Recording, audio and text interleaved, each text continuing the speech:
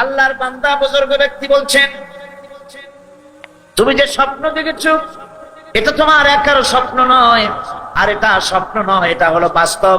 তাম পৃথিবীর সমস্ত মানুষের জন্য এইটাই হলো বাস্তবতা। তোমার পেছনে যে বাঘ দৌড়াচ্ছিল এটা বাঘ নয়, এটা হচ্ছে হযরতে আজরাইল আলাইহিস সালাম। প্রত্যেকটি মানুষের পেছনে ঘুরছে, সময় এলি তার জান কবজ হয়ে যাবে। মৃত্যু কোনো গাল নয়, খোদাও নয়। এই জীবনের মোহে আমরা পড়ে গিয়েছি, জীবনের মোহে পড়ে গিয়েছি। এক লোক স্বপ্নে দেখছে তাকে বাঘ তাড়াচ্ছে, বাঘের তাড়া খাইয়া দৌড়াতে দৌড়াতে সে গাছের মাথায় গিয়ে উঠেছে। গাছের মাথায় উঠে একটা ডাল ধরে ঝুলে পড়েছে। এমন সময় সে লক্ষ্য করলো বাঘটা এসে গাছের গোড়ায় দাঁড়ায় আছে। ডালটা যে নিচে ঝুলে পড়েছে তার নিচে দেখছে বিরাট কুয়া, সেই কুয়ার ভিতরে বড় এক অজগর হা করে আছে। এমন সময় কানে কুটকাট করে আওয়াজ আসে, কিসের আওয়াজ? তাকিয়ে দেখে যে ডালটা তার অবলম্বন, সেই ডালের গোড়া একটা সাদা ইঁদুর আর একটা কালো ইঁদুর ডালের গোড়াটা কেটে দিচ্ছে। কারণ বিপদটা খুব কম না বেশি? জনমের বিপদ না? গাছ বাইয়া যদি নিচে নামে তো খাবে কিসে? বাঘে। আর ডাল ভাঙে যদি নিচে পড়ে খাবে কিসে? এমন সময় তার মাথায় ঠান্ডা কি জানি পড়লো। উপরের দিকে তাকাইছে।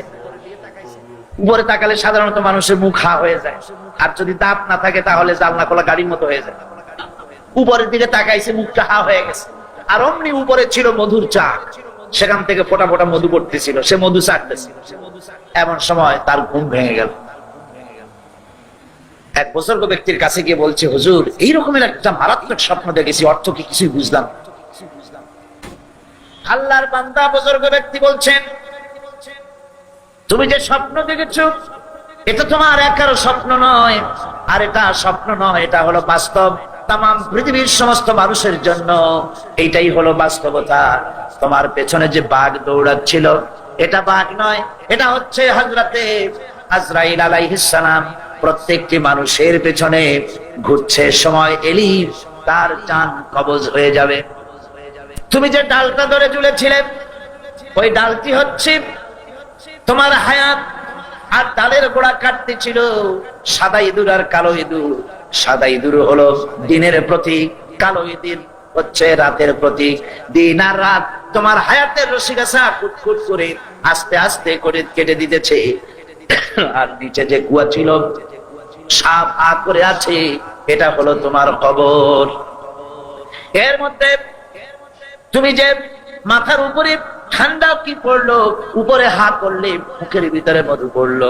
সেই মধু চাটতে চাটতে কবরের সাপের বিপদের কথা ভুলেছো, বাঘের বিপদের কথা ভুলেছো, ডাল ভেঙে পড়বে সে বিপদ ভুলেছো।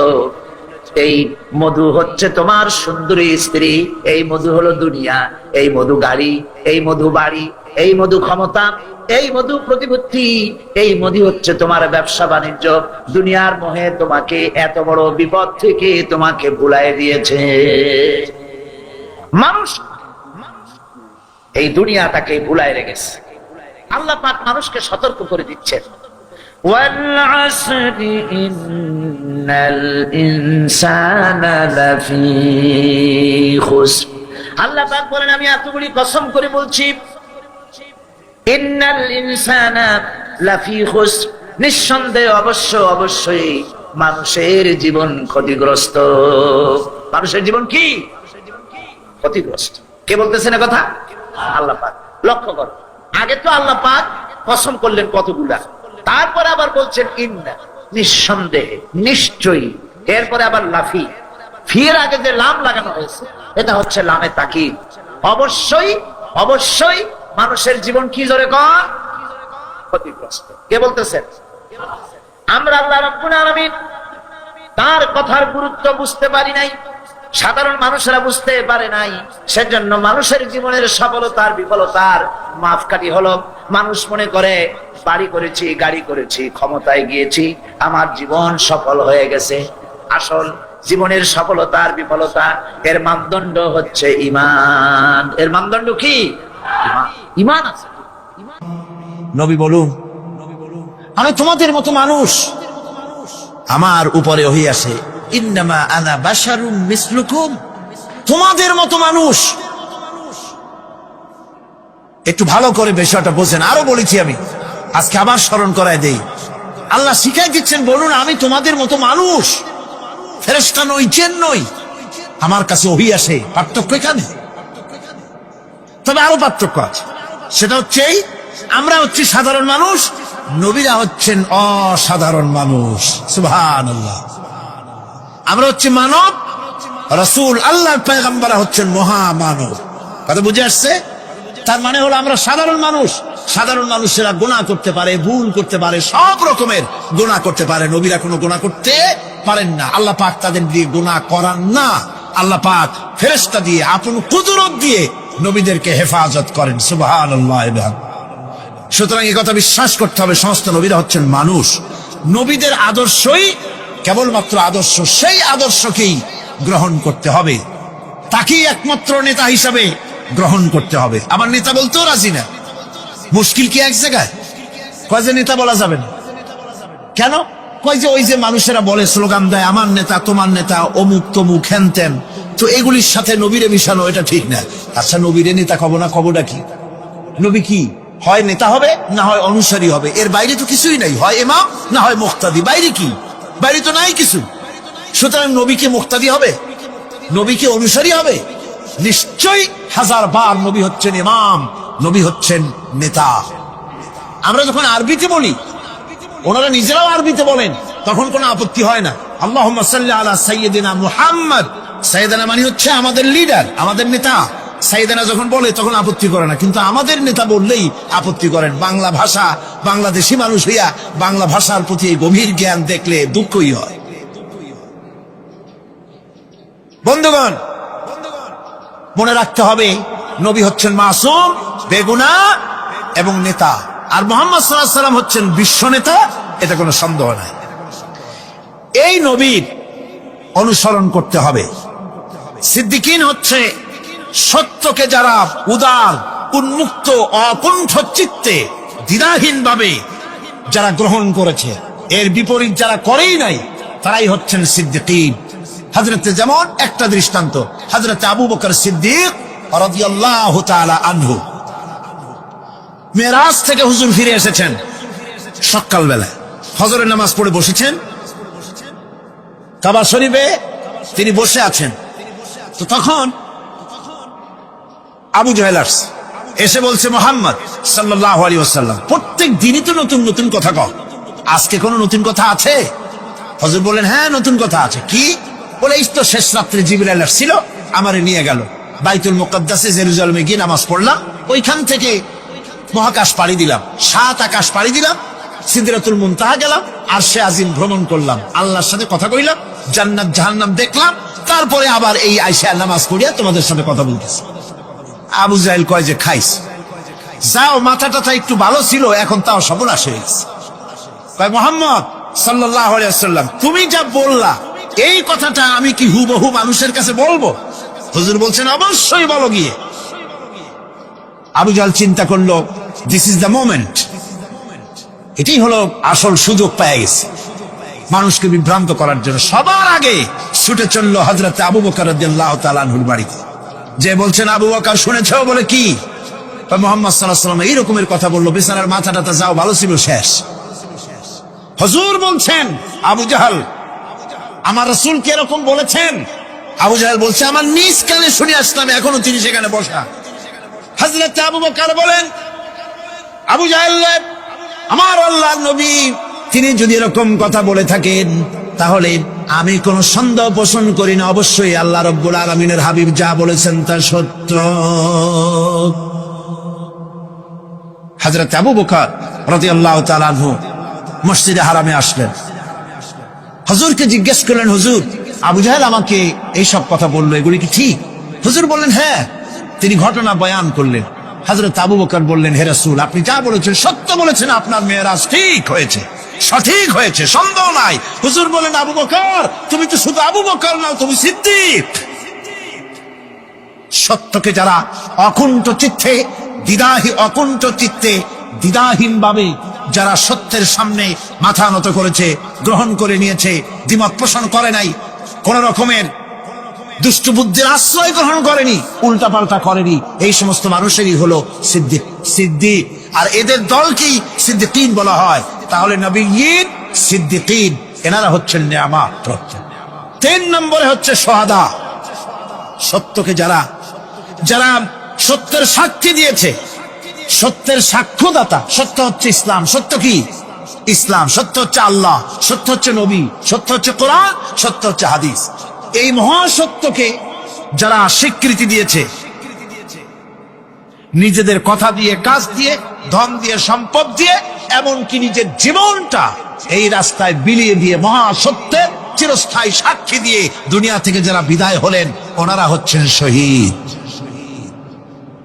আজ রাস্তাঘাটে শহীদ হয়, যার তার নামের আগে শহীদ বসায় দেয়। শহীদ এত সোজা জিনিস নয়। আল্লাহর রাস্তায়, ধর্মের জন্য, ইসলামের জন্য, আল্লাহর জন্য, কোরআনের জন্য, রাসূলের জন্য যারা জীবন দেন, তারাই হচ্ছে শহীদ। এই শহীদদের মর্যাদা আল্লাহ রাব্বুল আলামিন এত বেশি মর্যাদা দান করেছেন। শহীদদের মর্যাদা আল্লাহ পাক দিয়েছেন, কিয়ামতের দিন শহীদদের কোনো বিচার করা হবে না। আল্লাহ রাব্বুল আলামিন শহীদদেরকে বিনা বিচারে জান্নাত দিয়ে দিবেন। শহীদের বিশাল মর্যাদা, বিরাট মর্যাদা। এই শহীদ শাহাদাতের তামান্না প্রত্যেক মুসলমানের ভিতরে থাকতে হবে। হুজুর বলেছেন, শহীদি মওতের যন্ত্রণা পিঁপড়ায় কাটার যন্ত্রণার চাইতে বেশি কিছু নয়। শাহাদাত হচ্ছে এপারে মওত আর ওপারে আল্লাহর সঙ্গে দেখা হয়ে যাবে। শহীদি মওত হচ্ছে আল্লাহর সঙ্গে দেখা করার একটা সেতু বন্ধন, একটি সেতু, একটি ব্রিজ, একটা পুল, একটা সাঁকো। এপারে দুনিয়া, ওপারে আল্লাহ পাকের সঙ্গে দেখা হবে। সুবহানাল্লাহ। ভাইরা, ইসলামের জন্য যারা জীবন দিলেন, যারা শাহাদাত বরণ করলেন, তারা জাতির সম্মানের পাত্র। সেই সম্মান, সেই মর্যাদা আল্লাহ রাব্বুল আলামিন শহীদদের প্রদান করেছেন। হযরত আব্দুল্লাহ জুলবাজাদাইন, যার কথা বুখারীতে লেখা হয়েছে, সুবহানাল্লাহ কোন যুবক মানুষ ইসলাম কবুল করেছেন। ইসলাম কবুল করতে গিয়ে বাড়ি ঘর, জায়গা জমি কিছুই ছিল না। ছোট্ট অবস্থায় বাবা মারা গেছে, চাচার ঘরে লালিত পালিত হচ্ছিলেন। এরপরে রাসূলের প্রতি ঈমান আনবেন, চাচার ভয়তে পারেন না। হুজুর হিজরত করলেন।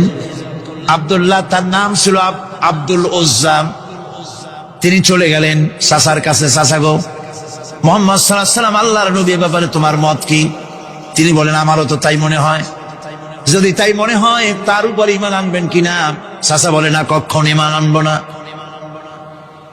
ভাতিজা বলতেছেন, চাচাজি, বছরের পর বছর ধরে অপেক্ষা করতেছিলাম, আমি আপনার অধীনে আছি বলে ইসলাম কবুল করতে পারি নাই।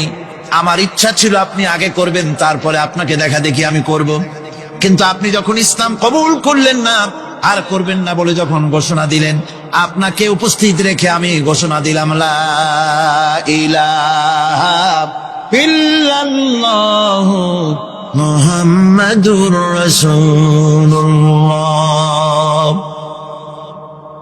চাচা বলছে, ভাতিজা, এর পরিণাম জানো? কয় না, জানি না।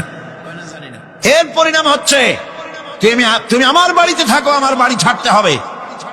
বললেন, রাজি আছি। উট, ছাগল, ভেড়া, ঘোড়া যা দিছি ছাড়তে হবে। বলছে, রাজি আছি। চাচা বলছে, শুধু তাই নয়, পরনে যে লুঙ্গি আছে, গায়ে যে জামা আছে, তা আমার পয়সার লুঙ্গি জামা ছাড়তে হবে। ভাতিজা বলছে, ইমানের জন্য যা চাও সব ছেড়ে দেব। জামা লুঙ্গি খুলে ফেলে দিয়ে দিলেন। হাদিস।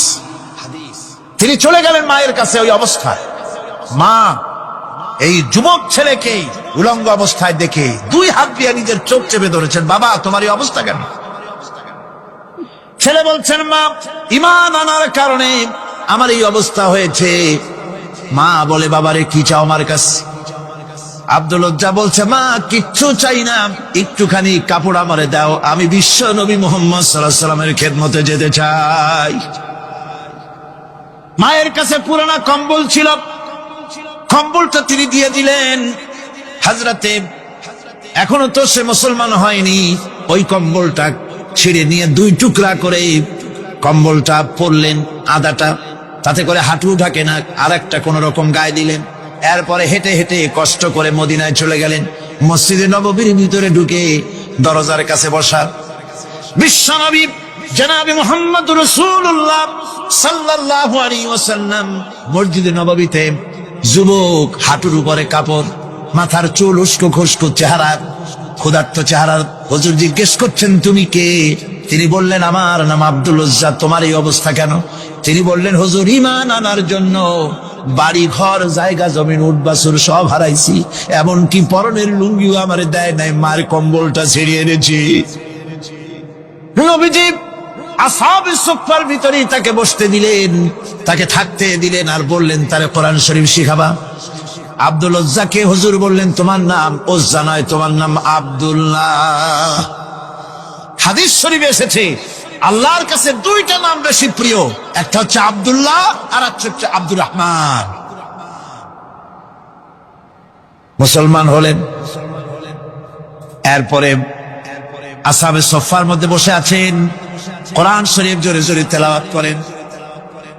আসহাবে সুফফা রাসূলের কাছে নালিশ করলেন, অভিযোগ করলেন, হুজুর এই আব্দুল্লাহর কোরআন শরীফ এত জোরে পড়ে, তার চিল্লানির জ্বালায় আমরা বিশ্রাম করতে পারি না। নবীজি বললেন, সাহাবীরা আব্দুল্লাহকে বেশি করে চিল্লাইতে দাও, বাধা দিও না, কারণ তার ঈমান বড় দামের ঈমান হয়েছে, ঈমান আনতে গিয়ে কিছু আনতে পারে নাই, তাকে বাধা দিও না, প্রাণ ভরে চিল্লাইতে দাও, জোরে জোরে পড়তে না। ইতিমধ্যে তাবুকের যুদ্ধে রণদামামা বেজে উঠেছে। রোমান সৈন্যরা হুজুরের সঙ্গে যুদ্ধ করবে, জিহাদ করবে, ইসলামকে পরাজিত করার জন্য তারা আক্রমণের প্রস্তুতি নিল। নবীজি রোমানদের সঙ্গে লড়াই হবে বলে সাহাবায়ে কেরামদের কাছে সাহায্য চাইলেন, যার কাছে যা আছে অস্ত্রপাতি জমা করো, টাকা দাও, পয়সা দাও। সবাই মিলে দিতে লাগলেন। দিতে দিতে মহিলারা গলার হার, নাকের ফুল, কানের দুল হুজুরের সামনে কেঁদে যার যা হয়ে যাচ্ছেন, বলছেন, ইয়া রাসূলুল্লাহ, আমি চাইলাম শহীদ হব, আর আপনি আমার রক্তকে কাফেরদের জন্য হারাম করে দিলেন। হুজুর বলেন, আব্দুল্লাহ, এখন যদি তোমার মৃত্যু জ্বরের ভিতরে হয়, আল্লাহ রাব্বুল আলামিন তোমারে শাহাদাত নসিব করে দিবেন। তাবুকের ময়দানে হুজুর চলে গেলেন। কয়েকদিন পরে খবর আসলো হুজুরের কাছে, আব্দুল্লাহ কয়েকদিন জ্বর ভোগ করে আব্দুল্লাহ মারা গিয়েছেন। হুজুর বললেন, তার জানাজার ব্যবস্থা করো, কাফন দাফনের ব্যবস্থা করো। ব্যবস্থা হয়ে গেল। রাতের বেলায় দাফন হবে। একজন লোক কবরের কাছে দাঁড়ায় টিম টিম করে একটা আলো নিয়ে দাঁড়ায় আছে, আর একজন লোক কবরের ভিতরে নেমেছেন। দুই ব্যক্তি লাশ দুই হাতে উঁচু করে নিয়ে আসতেছেন কবরের কাছে। যিনি কবরের ভিতরে দাঁড়ানো, তিনি বলতেছেন, লাশ বহন করে তোমরা যে দুইজন আনতেছো, লাশের সাথে খবরদার বেয়াদবি করো না, তোমাদের ভাইয়ের সঙ্গে আদব করো। এই বলে কবরের ভিতরে যিনি দাঁড়িয়েছিলেন, তিনি লাশটারে ধরলেন। কবরের ভিতরে দাঁড়ায় তিনি লাশ ধরেছেন, লাশকে কবরে শোয়াই দিয়েছেন। তিনি আর কেউ নন, তিনি বিশ্ব নবী মুহাম্মদুর রাসূলুল্লাহ। নিজের হাতে হযরত আব্দুল্লাহকে শোয়াই দিলেন। লাশ বহন করে যে দুইজন আনলেন, তার একজন হলেন হযরত আবু বকর, আর একজন হযরত ওমর রাদিয়াল্লাহু তাআলা আনহুমা। আর আলো নিয়ে যিনি দাঁড়িয়েছেন, টিম টিম করে জ্বলতেছেন, তিনি হযরত বেলাল। কবরের ভিতরে হযরত আব্দুল্লাহকে শুইয়ে দিয়ে উপরে মাটি দিয়ে নবীজি কবরের দুই দিকে হাত দিয়া আল্লাহ রাব্বুল আলামিনের দরবারে ফরিয়াদ তুললেন, রব্বুল আলামিন, আমি আজকে সন্ধ্যা পর্যন্ত এই আব্দুল্লাহর প্রতি রাজি ছিলাম, খুশি ছিলাম। আল্লাহ গো, তুমি আব্দুল্লাহর প্রতি রাজি হয়ে যাও। হযরত ইবনে মাসউদ রাদিয়াল্লাহু তাআলা আনহু পাশে দাঁড়ানো ছিলেন। চিৎকার দিয়ে কেঁদে কেঁদে বললেন, আয় আল্লাহ তাআলা, এই কবরের ভিতরে আজকে আব্দুল্লাহ লাশটা না হইয়া যদি আমার লাশ হতো, আমার ভাগ্যটা খুলে যেত। শহীদের মর্যাদা আল্লাহ পাকের কাছে সব থেকে বেশি। এই শহীদের পথ নিয়ামত প্রাপ্তদের পথ। যারা নিয়ামত পেয়েছে পৃথিবীতে, নবীজিন, সিদ্দিকিন, শুহাদা, এরাই হচ্ছেন নিয়ামত প্রাপ্ত। আল্লাহর রাস্তায় জীবন দেওয়ায় যে মজা, পৃথিবীতে আর কোনো কিছুতে সেই মজা নাই। হযরত ওমর রাদিয়াল্লাহু তাআলা আনহু দোয়া করতেন, আল্লাহুম্মা রযুকনি শাহাদাতান ফি সাবিলিক ওয়াজআল মাউতি ফি বালাদি রাসূলিক। আয় আল্লাহ, তুমি আমাকে শাহাদাতের মত আমাকে দান করো। শাহাদাতের তামান্না প্রত্যেকটি মুসলমানের ভেতরে থাকতে হবে। শহীদ হওয়া যাবে ইসলামের জন্য। সময় হয়তো আসতে পারে, হয়তো এমন সময় আসতে পারে যখন কোরআনের মর্যাদাকে টিকিয়ে রাখার জন্যে, সুন্নতে নববীকে টিকিয়ে রাখার জন্যে জান দেওয়া লাগতে পারে। তখন কি আপনারা জীবন দিতে পারবেন? এরপরে চতুর্থ নম্বরে হচ্ছে সালিহিন। চতুর্থ নম্বরে কি?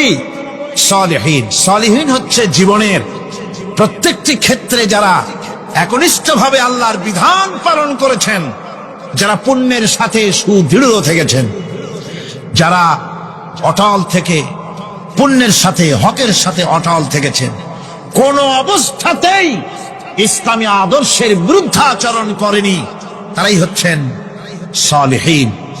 ইসলামের আদর্শ ছাড়ে নাই, পরিত্যাগ করে নাই, জীবনের সবকিছুর বিনিময় এটাকে আঁকড়ে ধরে থেকেছেন, ইসলামী আদর্শের পরিপন্থী কিচ্ছু করেন নাই। এরা হচ্ছেন সালিহিন। কোন আলহামদুলিল্লাহ। আল্লাহর অনুগ্রহ প্রাপ্ত কয় শ্রেণী? 4 শ্রেণী। নবীজিন, সিদ্দিকিন, শুহাদা, সালিহিন। এই 4 শ্রেণীর লোকেরাই হচ্ছেন নিয়ামত। আমরা বলেছি সিরাতাল্লাযীনা আন'আমতা আলাইহিম গায়রিল মাগদুবি আলাইহিম ওয়ালাদ-দাল্লিন।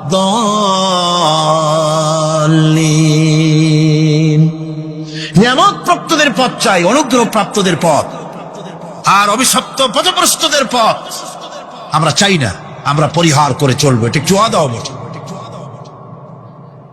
যারা অভিশপ্ত, যারা পথভ্রষ্ট, ওরা কারা?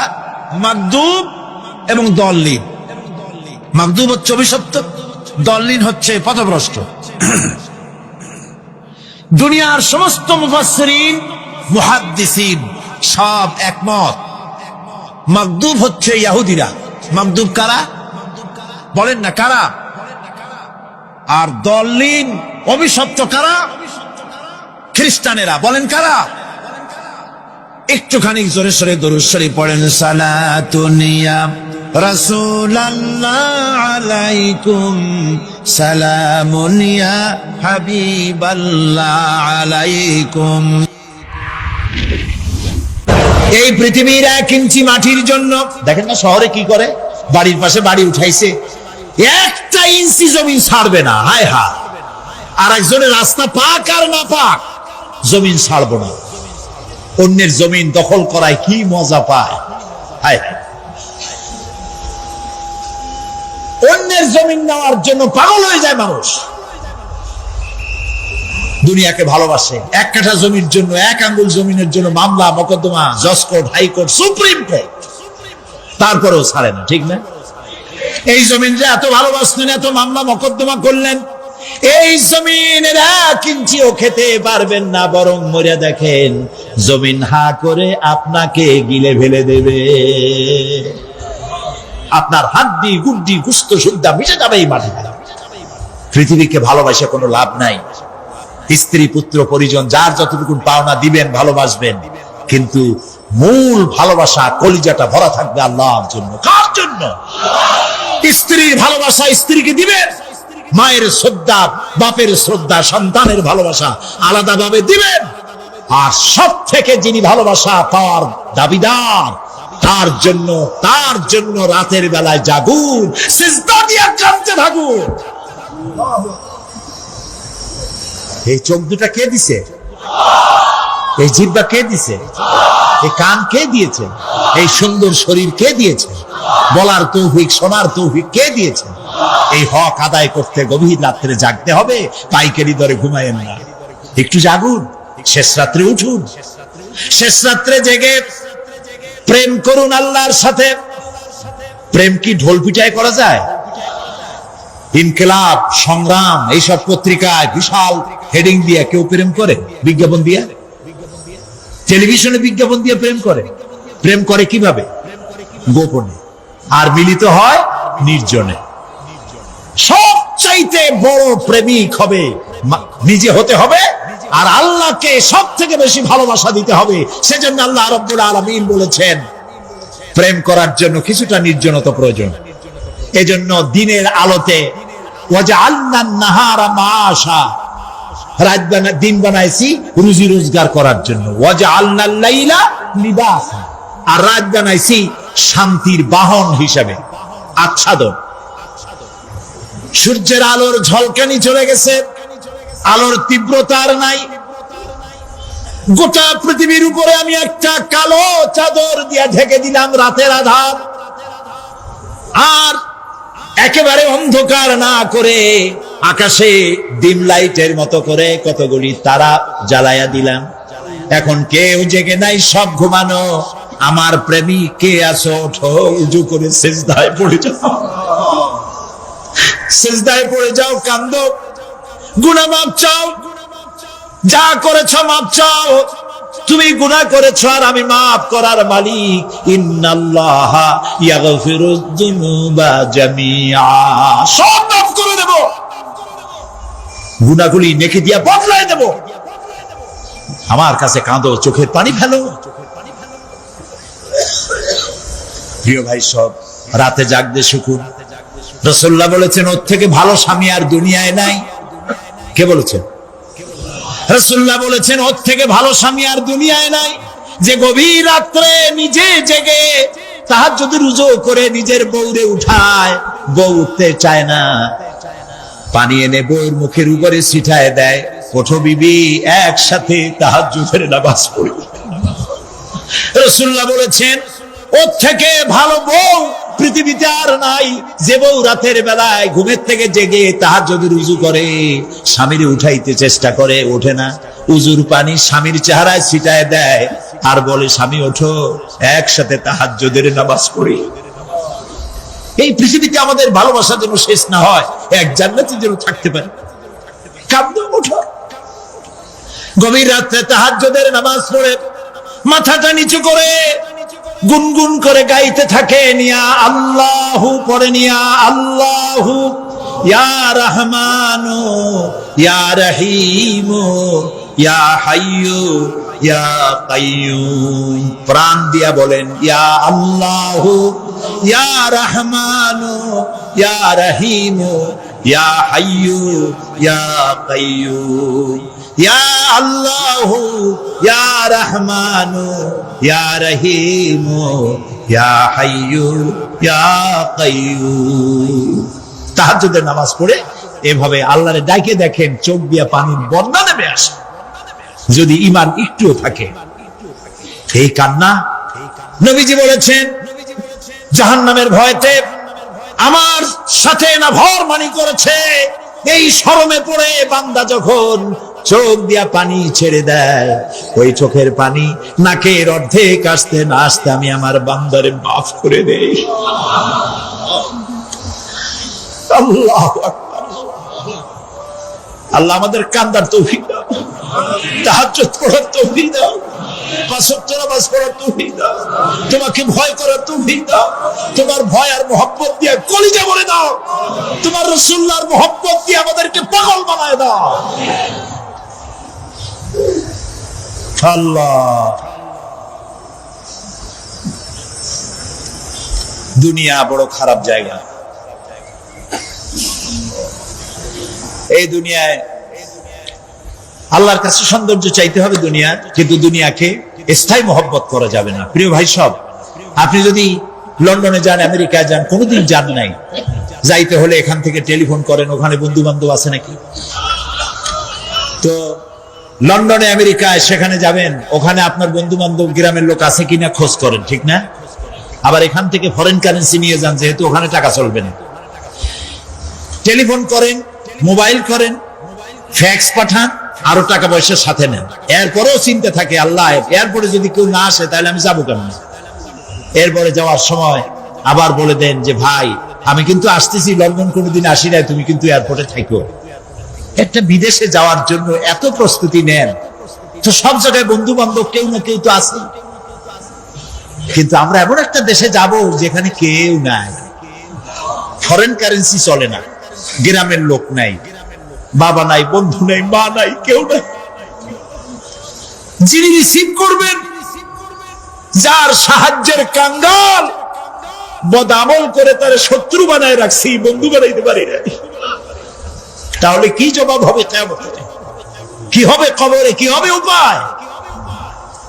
এই জন্যে প্রিয় ভাইয়েরা আমার, দুনিয়ার সঙ্গে মহব্বত কমায় দিয়া আখিরাতের মহব্বত বেশি করে করতে হবে। আর দুনিয়ায় যতদিন বেঁচে আছি ততদিন নেক আমল করে মানুষের সাথে সদাচরণ করতে হবে। আল্লাহ তাআলা বলেছেন, লাইসাল বিররা আন তুওয়াল্লু ওয়াজুহাকুম কিবালাল মাশরিকি ওয়াল মাগরিবি ওয়ালাকিন্নাল বিররা মান আমানা বিল্লাহি ওয়াল ইয়াউমিল আখির। পূর্ব এবং পশ্চিমে কতবার তুমি মাথা ঝুঁকাইছো, এটাই কিন্তু তোমার জন্য কল্যাণ। এর মধ্যে কল্যাণ নিহিত নয়। তার মানে কি? আপনি কত সেজদা আল্লাহরে দিলেন, কত মানুষ তো আছে সেজদা দিতে দিতে কপালে কালো দাগ হয়ে গেছে, আছে না? কিন্তু মিথ্যা ছাড়েন। কিয়ামতের দিন, বুখারী শরীফের হাদিস, আল্লাহ পাকের নবী বলেছেন, কিয়ামতের দিন সর্বপ্রথম আল্লাহ জিজ্ঞেস করবেন, বান্দা নামাজ পড়ছো কিনা? প্রথম প্রশ্ন কি? বলেন, প্রথম প্রশ্ন কি? যার নামাজ কবুল, তার সমস্ত নেক আমল মঞ্জুর। যার নামাজ কবুল হবে না, কোনোটাই মঞ্জুর হবে না। কথা বুঝতে পেরেছেন? নামাজ সঠিকভাবে আদায় করতে হবে। নবী করিম সাল্লাল্লাহু আলাইহি ওয়াসাল্লাম ইন্তেকালের 5 দিন আগে থেকে জ্বর আক্রান্ত হলেন, রোগা আক্রান্ত হলেন, জ্বরে আর মাথার যন্ত্রণায় অস্থির হয়ে যেতে লাগলেন, বেহুশ হন, আবার হুশ হন। যেদিন তিনি ইন্তেকাল করবেন তার আগের দিনেও তিনি জোহরের নামাজ পড়ার জন্য সাহাবীদের কাঁধের উপরে ভর দিয়ে নামাজ পড়তে গেছেন। পা উঁচু করে নিতে পারেন নাই, পা টেনে টেনে নিয়েছেন। তিনি সেখানে খুতবা দিলেন, বললেন, ও আমার উম্মতিরা, এই পৃথিবীতে আল্লাহ রাব্বুল আলামিন তার এক বান্দাকে পৃথিবীর সব জাগতিক সম্পদ দিতে চেয়েছিলেন, কিন্তু সেই বান্দা সব জাগতিক সম্পদকে উপেক্ষা করে আল্লাহর সঙ্গে দিদার করা বেশি পছন্দ করেছেন। কেউ কিছুই বুঝলো না। হযরত আবু বকর রাদিয়াল্লাহু তাআলা আনহু খুব কাঁদতে লাগলেন। তিনি বুঝতে পেরেছেন যে এই পৃথিবীতে সমস্ত সম্পদ দিতে চেয়েছিলেন আল্লাহ যাকে, তার নাম বিশ্ব নবী। তিনি সবগুলি উপেক্ষা করে আল্লাহর সঙ্গে দিদার করা বেশি পছন্দ করেছেন। আমরা অতি তাড়াতাড়ি নবীজি থেকে নবীর এতিম হয়ে যাব।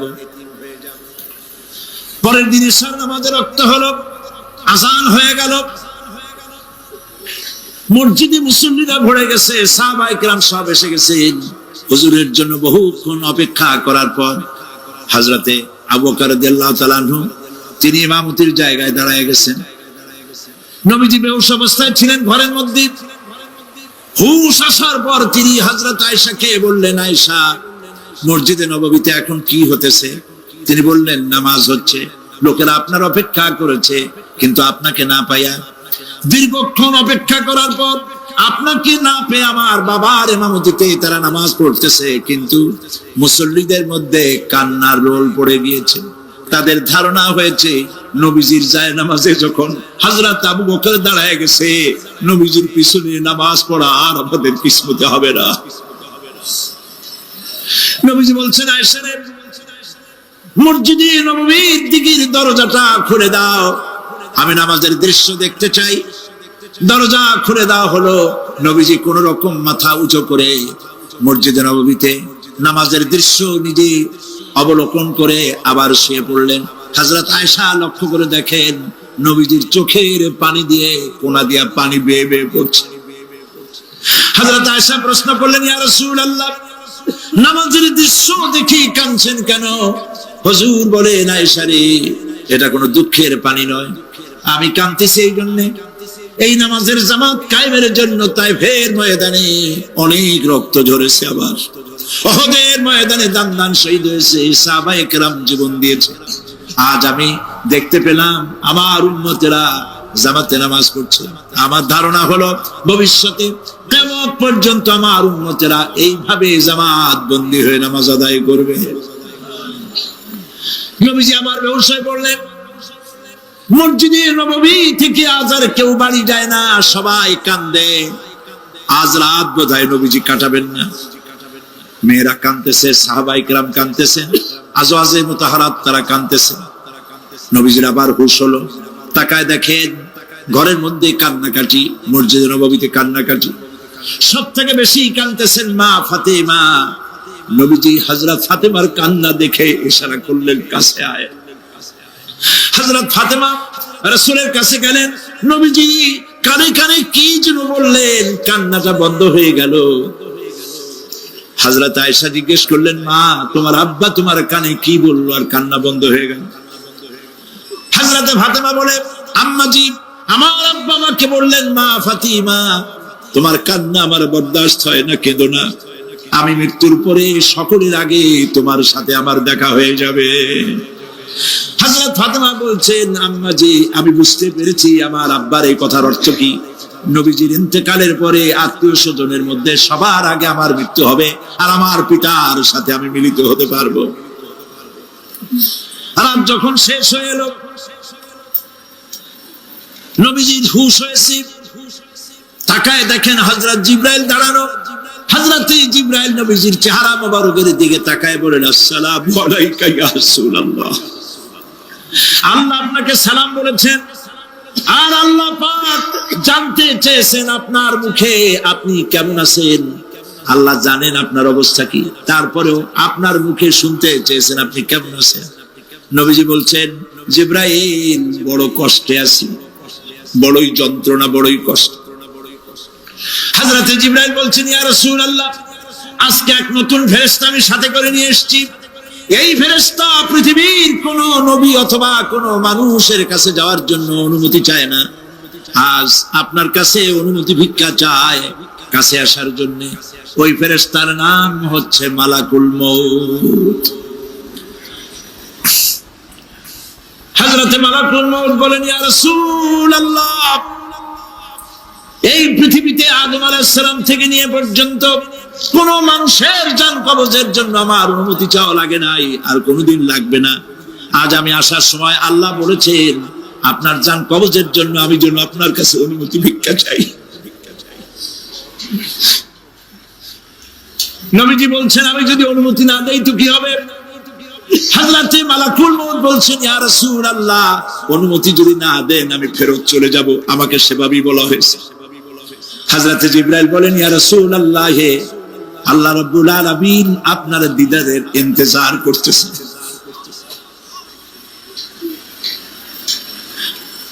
নবীজি বলছেন, মালাকুল মউত, তুমি জান কবজের কাজ শুরু করো।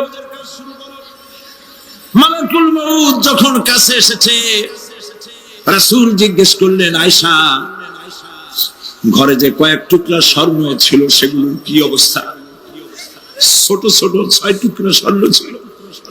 হযরত আয়েশা বলছেন, হুজুর আমি এগুলো রেখে দিছি। হুজুর বলছেন, না, রাখতে পারবে না, আমার ইন্তেকালের আগে খয়রাত করে দাও। মুহাম্মদ সাল্লাল্লাহু আলাইহি ওয়াসাল্লাম আল্লাহর কাছে অবস্থায় উঠবে না যে তার ঘরের ভিতরে সোনা ছিল, দিয়ে দাও, খয়রাত করে দিয়ে দাও। হযরত মালাকুল মউত রাসূলের জান কবজ শুরু করে দিলেন। রাসূলুল্লাহ জীবনের শেষ কথা বললেন, আসসালাত আসসালাত ওয়া মা মালাকাত আইমানুকুম। আমার উম্মতেরা বিদায় লগ্নে বলে গেলাম, নামাজ নামাজ নামাজ ছেড়ে দিও না।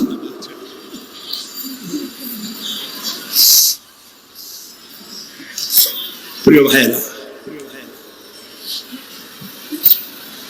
নবী করিম সাল্লাল্লাহু আলাইহি ওয়াসাল্লাম জীবনের শেষ কথা বলে গেছেন নামাজ। সেই নামাজে আমাদের যত সব অবহেলা, স্ত্রীকে নামাজ পড়ান, বউকে নামাজ পড়ান, ছেলে মেয়েকে নামাজ পড়ান, দোকানদার ভাইরা যখন আজান হয়ে যাবে দোকান বন্ধ করে দেন। আপনি আপনার কর্মচারীরা নামাজ পড়তে যান, যতটুকু সময় নামাজ পড়তে গেছে এই সময় বিক্রি করলে যা লাভ হইতো এরপরে বিক্রি করলে আল্লাহ 10 গুণ বেশি বরকত দিতে পারেন। পারেন কিনা? পারেন কিনা? আল্লাহর বিশ্বাস করেন, আল্লাহ আপনার বরকত দিবে। আপনার কর্মচারী, দোকানদারে, বাড়ি ঘরে স্ত্রী পুত্র পরিজন যারা আছে সবাইকে নামাজি বানান। নামাজি বানাবার জন্য চেষ্টা করুন। নামাজ রোজা ইত্যাদি করুন। মিথ্যা বলবেন না, ওজনে কম দিবেন না, খাদ্যে ভেজাল দিবেন না, ঘুষ খাবেন না, ঘুষ দিবেন না, মানুষের উপর অত্যাচার করবেন না, কাউকে কষ্ট দিবেন না, মানুষ যেন আপনার ব্যবহারে কষ্ট না পায়। আল্লাহ পাক বলেছেন ওয়াকুলু লিন-নাসি হুসনা, মানুষের সাথে সুন্দর সুন্দর কথা কও। নবী করিম সাল্লাল্লাহু আলাইহি ওয়াসাল্লাম বলেছেন মানুষের সাথে যদি হাসি মুখে কথা বলো একটা সদকা দেওয়ার সমান সওয়াব হয়ে যাবে। মানুষকে ভালোবাসো, গরিবদের ভালোবাসো, তাদের অর্থ করি দাও, পয়সা করি দাও, তোমার যা আছে দিতে থাকো। কুয়ার পানি যত উঠাবেন তত কুয়ার পানি ভালো থাকবে, আর পানি উঠাবেন না কুয়ার পানি পচে যাবে। এই জন্য আল্লাহর রাস্তায় পয়সা যত ইনকাম হচ্ছে খরচ করতে থাকেন, আল্লাহ পাক দিতে থাকবেন। আল্লাহ পাক বলেছেন যে সাদকার মালকে আল্লাহ বৃদ্ধি করে দেন, আর দান সদকা যারা করে না, যাকাত দেয় না, তাদের মালকে আল্লাহ ধ্বংস করে দেন, হালাক করে দেন। এগুলোর দাম নাই, অশান্তি বাড়বে। বউ কথা শুনবে না, সন্তানাদি কথা শুনবে না, মামলা মোকদ্দমা, অশান্তি আর অশান্তি। আর আল্লাহর পথে থাকুন, আল্লাহ শান্তি বাড়ায় দেবেন। আমরা বলি আমিন। প্রিয় ভাই সব, আমি কিছু আলোচনা আজকে আল্লাহ পাক যা করাইছেন এগুলি যেন আল্লাহ আমারে আমল করার তৌফিক দেন। আমি মাঝে মধ্যে ভয় পাই, একদিন তো এই খবর নিশ্চয়ই হবে যে সাইদি বিদায় হয়ে গেছে। সেদিন খালি হাতে যেন আল্লাহর কাছে না যাই, আমি যেন আসামি না হই যে আমি যা বলছি মানুষকে 40 বছর একটানা যা বললাম আমি নিজে আমল করতে পারি নাই। এরকম ভিক্ষুক যেন আমি না হই, আমি যা মানুষকে বলেছি আমি যেন তা আমল করতে পারি। আমি আপনাদের কাছে দোয়া চাই। আমরা কেউ বাঁচবো না, এই যে দেখা হলো আবার দেখা নাও হইতে পারে। সেই জন্য আমরা আমাদের জীবনকে যেন তৈরি করি। আপনারা কোরআন শরীফ পড়ুন, দিন শিখুন, ঈমান শিখুন, ভালো থাকুন, ভালো হয়ে চলুন। আল্লাহ রাব্বুল আলামিন পরীক্ষার জন্য আমাদেরকে এই ময়দানে ছেড়ে দিয়েছেন। প্রশ্ন কি হবে আল্লাহ সব বলে দিয়েছেন। প্রশ্ন কি হবে? তোমার যৌবন, এ ব্যাপারে প্রশ্ন করা হবে। কোন পথে ইনকাম করেছো প্রশ্ন করা হবে। কোন পথে খরচ করেছো প্রশ্ন করা হবে। দ্বীনের ইলম যতটুকু হাসিল করেছিলে তার কতটুকু নিজে পালন করেছো, আর দ্বীনের দাওয়াত কতটুকু মানুষের কাছে পৌঁছায়ছো, প্রত্যেকটি ব্যাপারে কিয়ামতে আল্লাহর কাছে জবাব দিতে হবে। এই জন্য কবি বলছেন আমল সে জিন্দেগি বনতি হ্যায় ये जन्नत भी व जहन्नम भी ये खाके अपनी फितरत है ना नारी ना नूरी।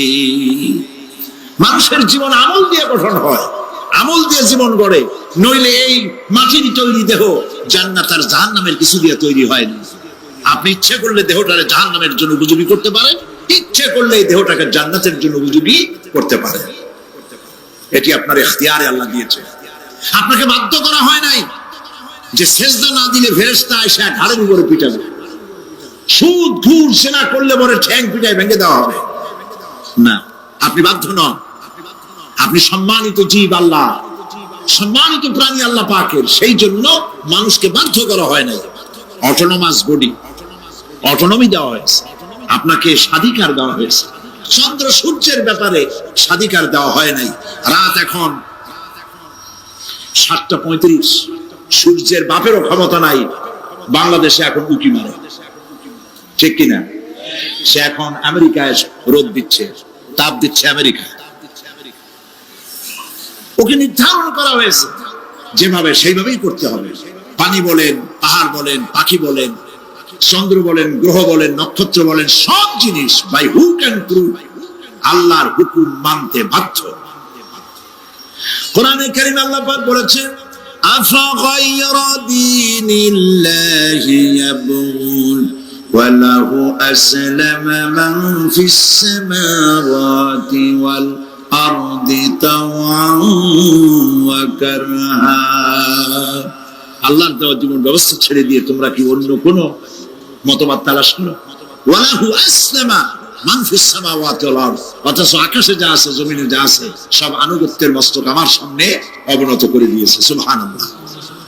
মানুষকে আল্লাহ পাক ইখতিয়ার দিয়েছেন, ইচ্ছে করলে মাহফিলও আসতে পারেন, ইচ্ছে করলে সিনেমাও ঢুকতে পারবেন, অসুবিধা নেই। অসুবিধার জন্য কিয়ামত, ওখানে হিসাব হবে। এখানে আপনি সূর্য চন্দ্র ফেরেশতারও কোনো মাজাল নাই, কোনো ইখতিয়ার নাই আল্লাহর হুকুমের বাইরে কিছু করে। আল্লাহ যা করতে বলেছেন তাই করতে হবে, এর বাইরে এক চুলও নড়তে পারবে না। কিন্তু মানুষেরা করতে পারবে। মানুষ ইচ্ছে করলে নামাজ রোজা ছাড়তে পারে, ইচ্ছে করলে আল্লাহর অমান্য করতে পারে। এটা তার বিচারের জায়গা না, এটা হলো পরীক্ষার জায়গা। এটা কিসের জায়গা? পরীক্ষার জায়গা। এখানে আপনি কামাই করলে ওখানে কিছু পাবেন, এখানে কামাই না করলে কিছু পাবেন না। আরো সোজা করে বলি, কোন কৃষক, যে কৃষক আষাঢ় মাসে শ্রাবণ মাসে জমিন চাষ করে না, পৌষ মাসে তার গোলায় ধান আসবে? কথা বোঝেন নাকি বুঝেন না? পৌষ মাসে গোলায় ধান আসবে? কোন পাগলও বলবে না যে তুমি তো চাষই করো নাই, তুমি জমিনে, তোমার জমিনের ফসল তোমার ঘরে আসবে কেন? কাজী এই দুনিয়ায় পরীক্ষা দিলে এখানে রেজাল্ট হয়, এখানে গাছ লাগাইলে এখানে ফল দেয়। কিন্তু মানুষের জন্য আল্লাহ পাক যে আমল তৈরি করেছেন, পরীক্ষা নেবেন, সেই পরীক্ষার রেজাল্ট এখানে হবে না। পরীক্ষার রেজাল্ট আউট হবে কোথায়? আখিরাত। বলেন সবাই, কোথায় হবে? পরীক্ষার রেজাল্ট আউট হবে কোথায়? আখিরাত। এইখানে আপনি যা কামাই করবেন এখানে রিটার্ন দেওয়া হবে না। এখানে যা কামাই করবেন সমস্ত কামাই 700 গুণ বর্ধিত আকারে কিয়ামতে আল্লাহ আপনার হাতে ধরাই দিবেন। আল্লাহর ওয়াদা কখনো মিথ্যা হয়? মিথ্যা হয় রাজনৈতিক দলের নেতারা, এই জাতীয় লোকেরা যারা মঞ্চে আসে আর বলে যে বল আমাদের ভোট দেন, আমরা ক্ষমতায় যাইতে পারলে আপনারা না খাইয়া কেউ মরবেন না। কিন্তু কি খাইয়া মরবে তাও কয় না। সেদিন শুনলাম এই যে নির্বাচন এখন একটা চলতেছে, স্লোগান বাপ দাঁড়াইছে, ছেলে তো বলে রহিম ভাই আমার ভাই, তোমার ভাই, বাপের নাম রহিম। তারপরে শুনলাম বলতেছে বেগুন ভাইয়ের চরিত্র, আজকে নাম রাখে তো আদর করে বেগুন পটল, বেগুন ভাইয়ের চরিত্র ফুলের মতো পবিত্র। আমি আরেকজনের পাশে থেকে বলি যে নামাজ পড়ে না একত্র, এমনই ফুলের মতো চরিত্র। তো দুনিয়ার ময়দানে আপনি যা কামাই করবেন এখানে রেজাল্ট আউট হবে, এখানে আপনি পাবেন ফল, এখানে পাবেন। যা করবেন এখানে গাছ লাগাবেন, ফল লাগাবেন, এখানে পাবেন। আর আল্লাহর জন্য যেটা করবেন সেটার ফল, সেটার রেজাল্ট কিয়ামতে বাইরে হবে। সুবহানাল্লাহ।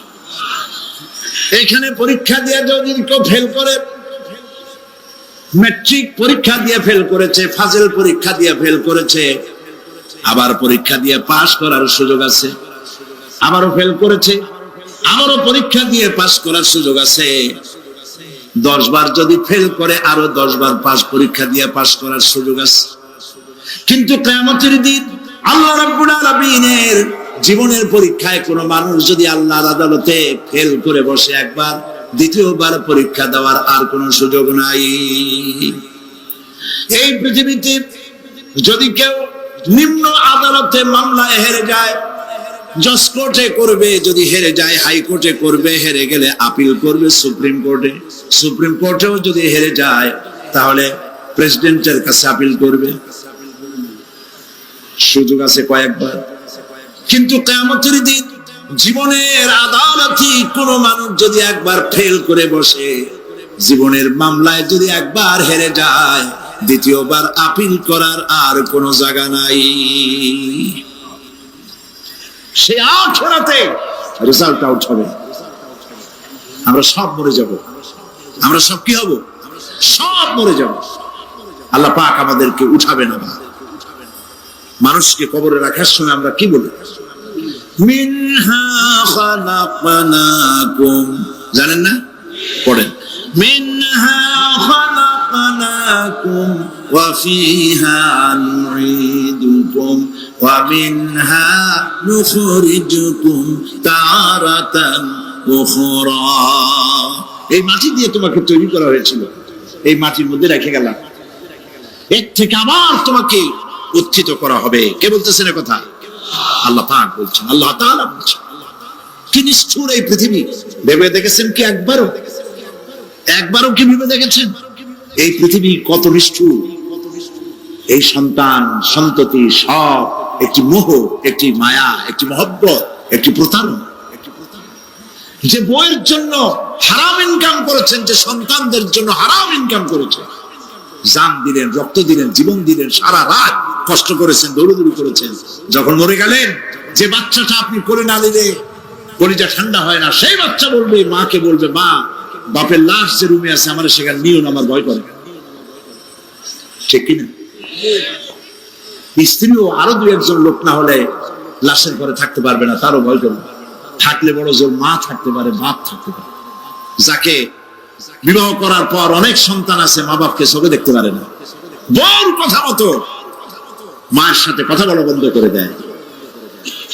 হয়তো কুমিল্লা এরকম নাও থাকতে পারে, বউ তো নালিশ করছে, মায়ের সাথে কথা কম, আবার বলে এই বুড়িটা মরে না কেন? নাউযুবিল্লাহ, নাউযুবিল্লাহ। বুড়িটারে মরার কথা বলতেছো তুমি? তোমার ছোট্টবেলায় যখন তোমার টাইফয়েড হয়েছিল, অসুখ করেছিল, গরিব বাবা, বাড়িতে ল্যাপ নাই, খাতা নাই, তোষক নাই, সেই জায়গায় মা তার কাপড় বিছায় দিয়া বুকের উপরে নিজের শরীরের উষ্ণতা দিয়া বাঁচায় রাখার চেষ্টা করেছে, নিজে না খেয়ে খাওয়াইছে, অসুখ সারে না। মা ওই মুমূর্ষু বাচ্চার সেরানে তার মাথার কাছে বসে তাহাজ্জুদের নামাজ পড়ে কোরআন শরীফ তেলাওয়াত করে, চোখ দিয়া পানি পড়ে আর বলতে থাকে, রব্বুল আলামিন আমার জীবনটারে দিয়ে আমার কলিজার টুকরা সন্তানটারে বাঁচাইয়া দাও। যেই মা নিজের জীবন দিয়া সন্তান বাঁচাইতে চাইলো, সেই সন্তান আজকে বউ পাইয়া মাকে ভুলে যায়, মায়ের সাথে খারাপ ব্যবহার করে। আল্লাহ রাব্বুল আলামিন বলেছেন, মা বাবার সঙ্গে খারাপ ব্যবহার করো না, ভালোবাসায় কথা বলো।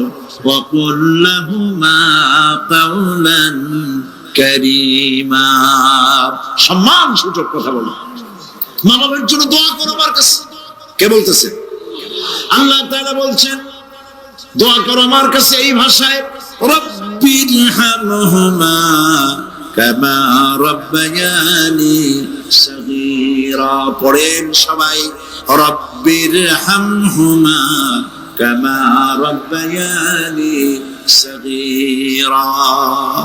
আয় আমার রব, আমার মা বাপ যেমনি ছোটবেলায় আমাকে অত্যন্ত যত্ন করে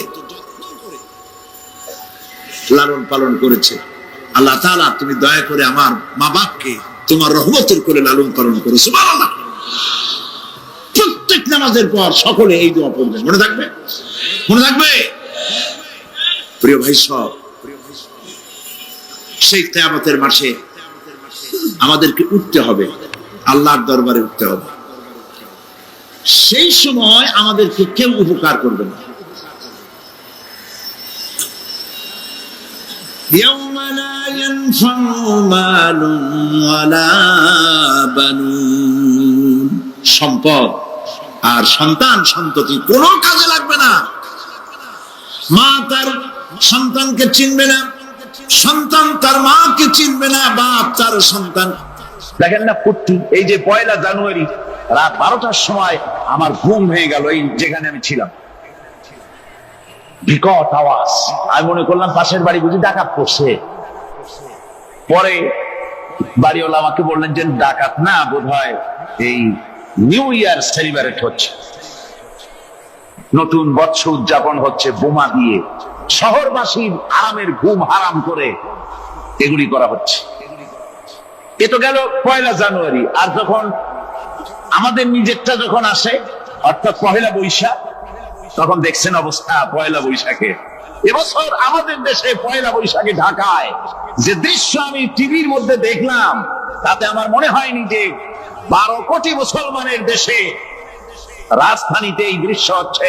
আমার মনে হচ্ছিল এটা বুঝি কলকাতা অথবা অন্য কোনো শহর হবে।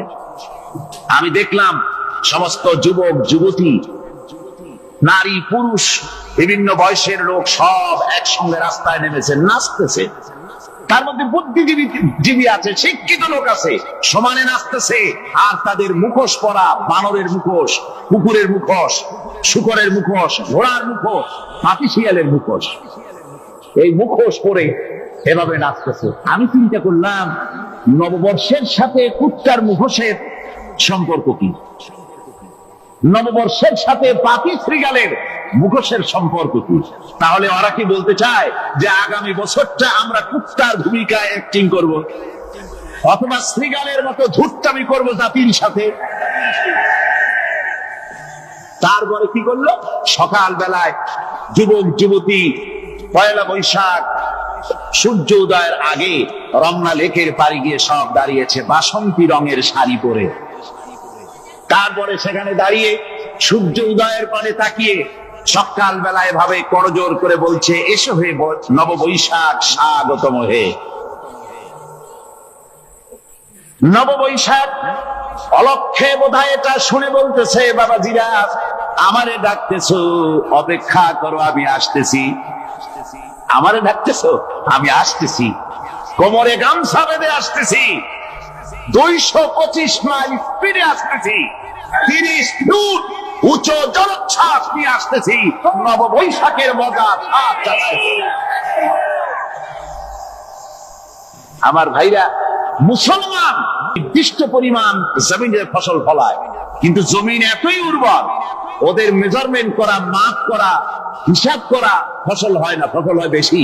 তখন বাড়তি ফসলকে তারা প্রতি বছর লক্ষ লক্ষ টন আলু আর গমকে তারা সমুদ্রে নিক্ষেপ করে। তাদের আলু এবং গম সেই সময় তারা নিক্ষেপ করে সমুদ্রে, যখন ইথিওপিয়া, সুদানে মানুষ না খেয়ে মরছে। পৃথিবীর বিভিন্ন দেশে মানুষ ক্ষুধার যন্ত্রণায় যখন চিৎকার করছে, আর তাদের এই চিৎকারে আকাশ বাতাস ভারী হয়ে যাচ্ছে, তখন ওরা এই কামটি করছে। তাই আমি প্রথম দিন বলেছিলাম যে রাশিয়া যেমন খান খান হয়েছে, অস্তিত্ব বিলুপ্ত হয়েছে আল্লাহর সাথে নাফরমানি করার কারণে। আপনারা বলতে পারেন কমিউনিজম কি একটা সহজ ব্যাপার? একটা বিরাট শক্তি পৃথিবীর বুকে, কত দেশ তারা ডমিনেট করতেছিল, কোন যুদ্ধ নাই, কোন রক্তপাত নাই, বিনা ধাক্কায়, বিনা বাতাসে, বিনা ঝড়ে বিশাল মহিরুহু চিৎপটান। এটা হলো কেন? কেন হলো রাশিয়ার এই দশা? আমি লালদিঘির ময়দানে বলে গেছিলাম, আমি চিন্তা করে যেটা পাইছি সেটা হচ্ছে এই, দুনিয়ার সমস্ত মতবাদ আল্লাহকে কোনো না কোনো প্রকারে স্বীকার করে। তার কথা মানুক আর না মানুক, আছে একটা কিছু, এতটুকু বলে যে আল্লাহ আছেন বা গড আছে বা একটা কিছু আছে। কমিউনিজম, সমাজতন্ত্র হলো পৃথিবীর একমাত্র নিকৃষ্ট মতবাদ, যে মতবাদ সরাসরি আল্লাহকে স্বীকার করেছে, বলেছে আল্লাহ নাই, দেয়ার ইজ নো গড। তারা ধর্মকে আফিম বলেছে, আল্লাহ পাক তাই কোন যুদ্ধ ছাড়া, কোন মারামারি ছাড়া, কোন রক্তপাত ছাড়া এই বিশাল শক্তিকে উৎকারে উড়িয়ে দিলেন, তুলার মতো হয়ে, গোটা রাশিয়া তুলার মতো হয়ে, পেঁজা তুলা, ঘোনা তুলার মতো হয়ে সব উড়ে চলে গিয়েছে, অস্তিত্ব বিলুপ্ত হয়ে গিয়েছে। কিন্তু আমাদের দেশের খুচরা কমিউনিস্টরা এখনো স্বপ্ন দেখে। ওই যে কালকে বলেছি, তারা বলে কলমের খোসা এটা এখনো নষ্ট করা যাবে না, এটা এখনো চালু করা হবে, এখনো চীনে আছে, এখনো কিউবায় আছে। ওই কিউবা থেকে, চীন থেকে ফিদেল কাস্ট্রোর একটু আওয়াজ শোনে, চীন থেকে মিস্টার ব্যাং না কি জানি না, ব্যাং, এর আওয়াজ শোনে, আর তাই মনে করে এ বুঝি সমাজতন্ত্রের বিজয়ের গান। না, চীন থেকে আর কিউবা থেকে যে আওয়াজ আজকে উঠতেছে, এই আওয়াজ সমাজতন্ত্রের বিজয়ের আওয়াজ নয়, এটা হলো সমাজতন্ত্রের মরণ যন্ত্রণার গোঙানির আওয়াজ। কাজী এরা দুনিয়ার বুকে শুধু আনন্দ এবং ফুর্তি করে, আল্লাহকে চিনতে তারা ব্যর্থ হয়েছে। আল্লাহ রাব্বুল আলামিন বলেন, অবিশ্বাসীদের কৃতকর্ম, তাদের কাজগুলি, তাদের কর্মফল সব নিষ্ফল হয়ে যাবে। ওয়াল্লাযীনা কাফারু আ'মালুহুম كسراب بقيعة يحسبه الظمآن ماء। আল্লাহ পাক বলেন কাফের যারা অবিশ্বাসী, যারা আমাকে অস্বীকার করেছে, অবিশ্বাস করেছে, তাদের আমলগুলি হলো মরুভূমির মধ্যে মরীচিকার মতো। মরুভূমির মরীচিকা, মানুষ যখন মরুভূমির ভিতর দিয়ে যায়, পানির পিপাসা লাগে, দূরে দেখে পানি চিকচিক করতেছে, আর ওই মরীচিকা যেটাকে সে পানি মনে করেছিল, হাত্তা ইযা জাআহু লাম ইয়াজিদহু শাইআ, যেটাকে সে পানি মনে করে ছুটতেছিল, যখন কাছে গেল আল্লাহ পাক বলেন কিছুই সেখানে পায় না, শুধু মরীচিকা, বালু আর বালু। এরকম করে যারা আমার দিনকে অস্বীকার করেছে, আমাকে অস্বীকার করেছে, তারা যত ভালো কাজ করুক আর যাই করুক না কেন, তাদের কৃত কর্মগুলি এভাবে সব নিষ্ফল। এ হলো এক কথা। 2 নম্বরের কথা হলো, ওরা মনে করেছিল সমাজতন্ত্র শান্তি দেবে, কমিউনিজম শান্তি দেবে, সোশ্যালিজম শান্তি দেবে, ক্যাপিটালিজম শান্তি দেবে।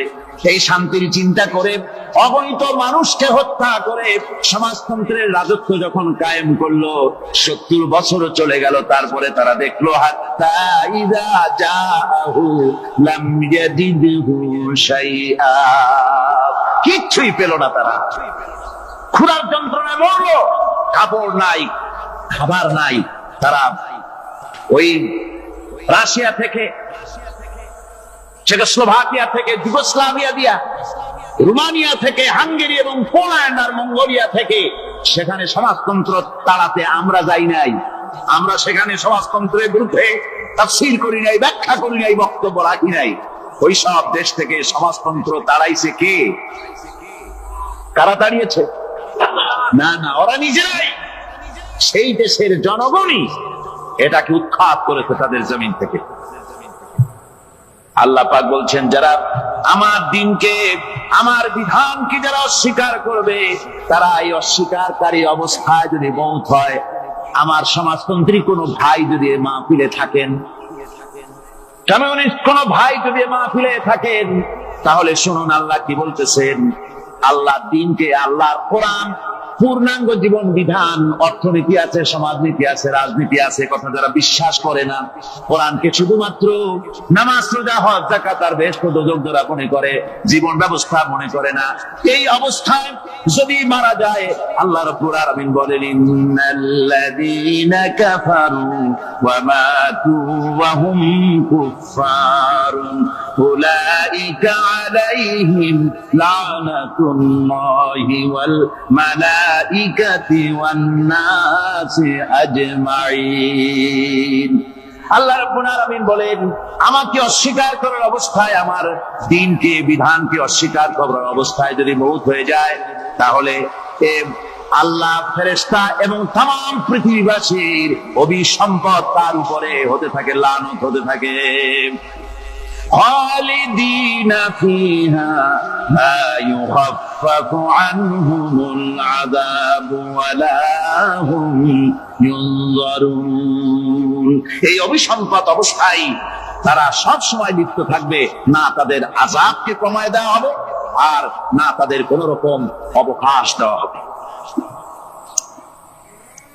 এখন আরো মজবুত কথা, হযরত মুসা আলাইহিস সালাম বলেন ফেরাউনের জেলের ভয় আমি করি না, আমার কি জেলের ভয় দেখায় লাভ নাই, আমি আল্লাহ পাকের পয়গম্বর। হযরত মুসা আলাইহিস সালাম, ফেরাউনের দলবল আছে, লোক লস্কর আছে, তার অস্ত্রের অভাব নাই।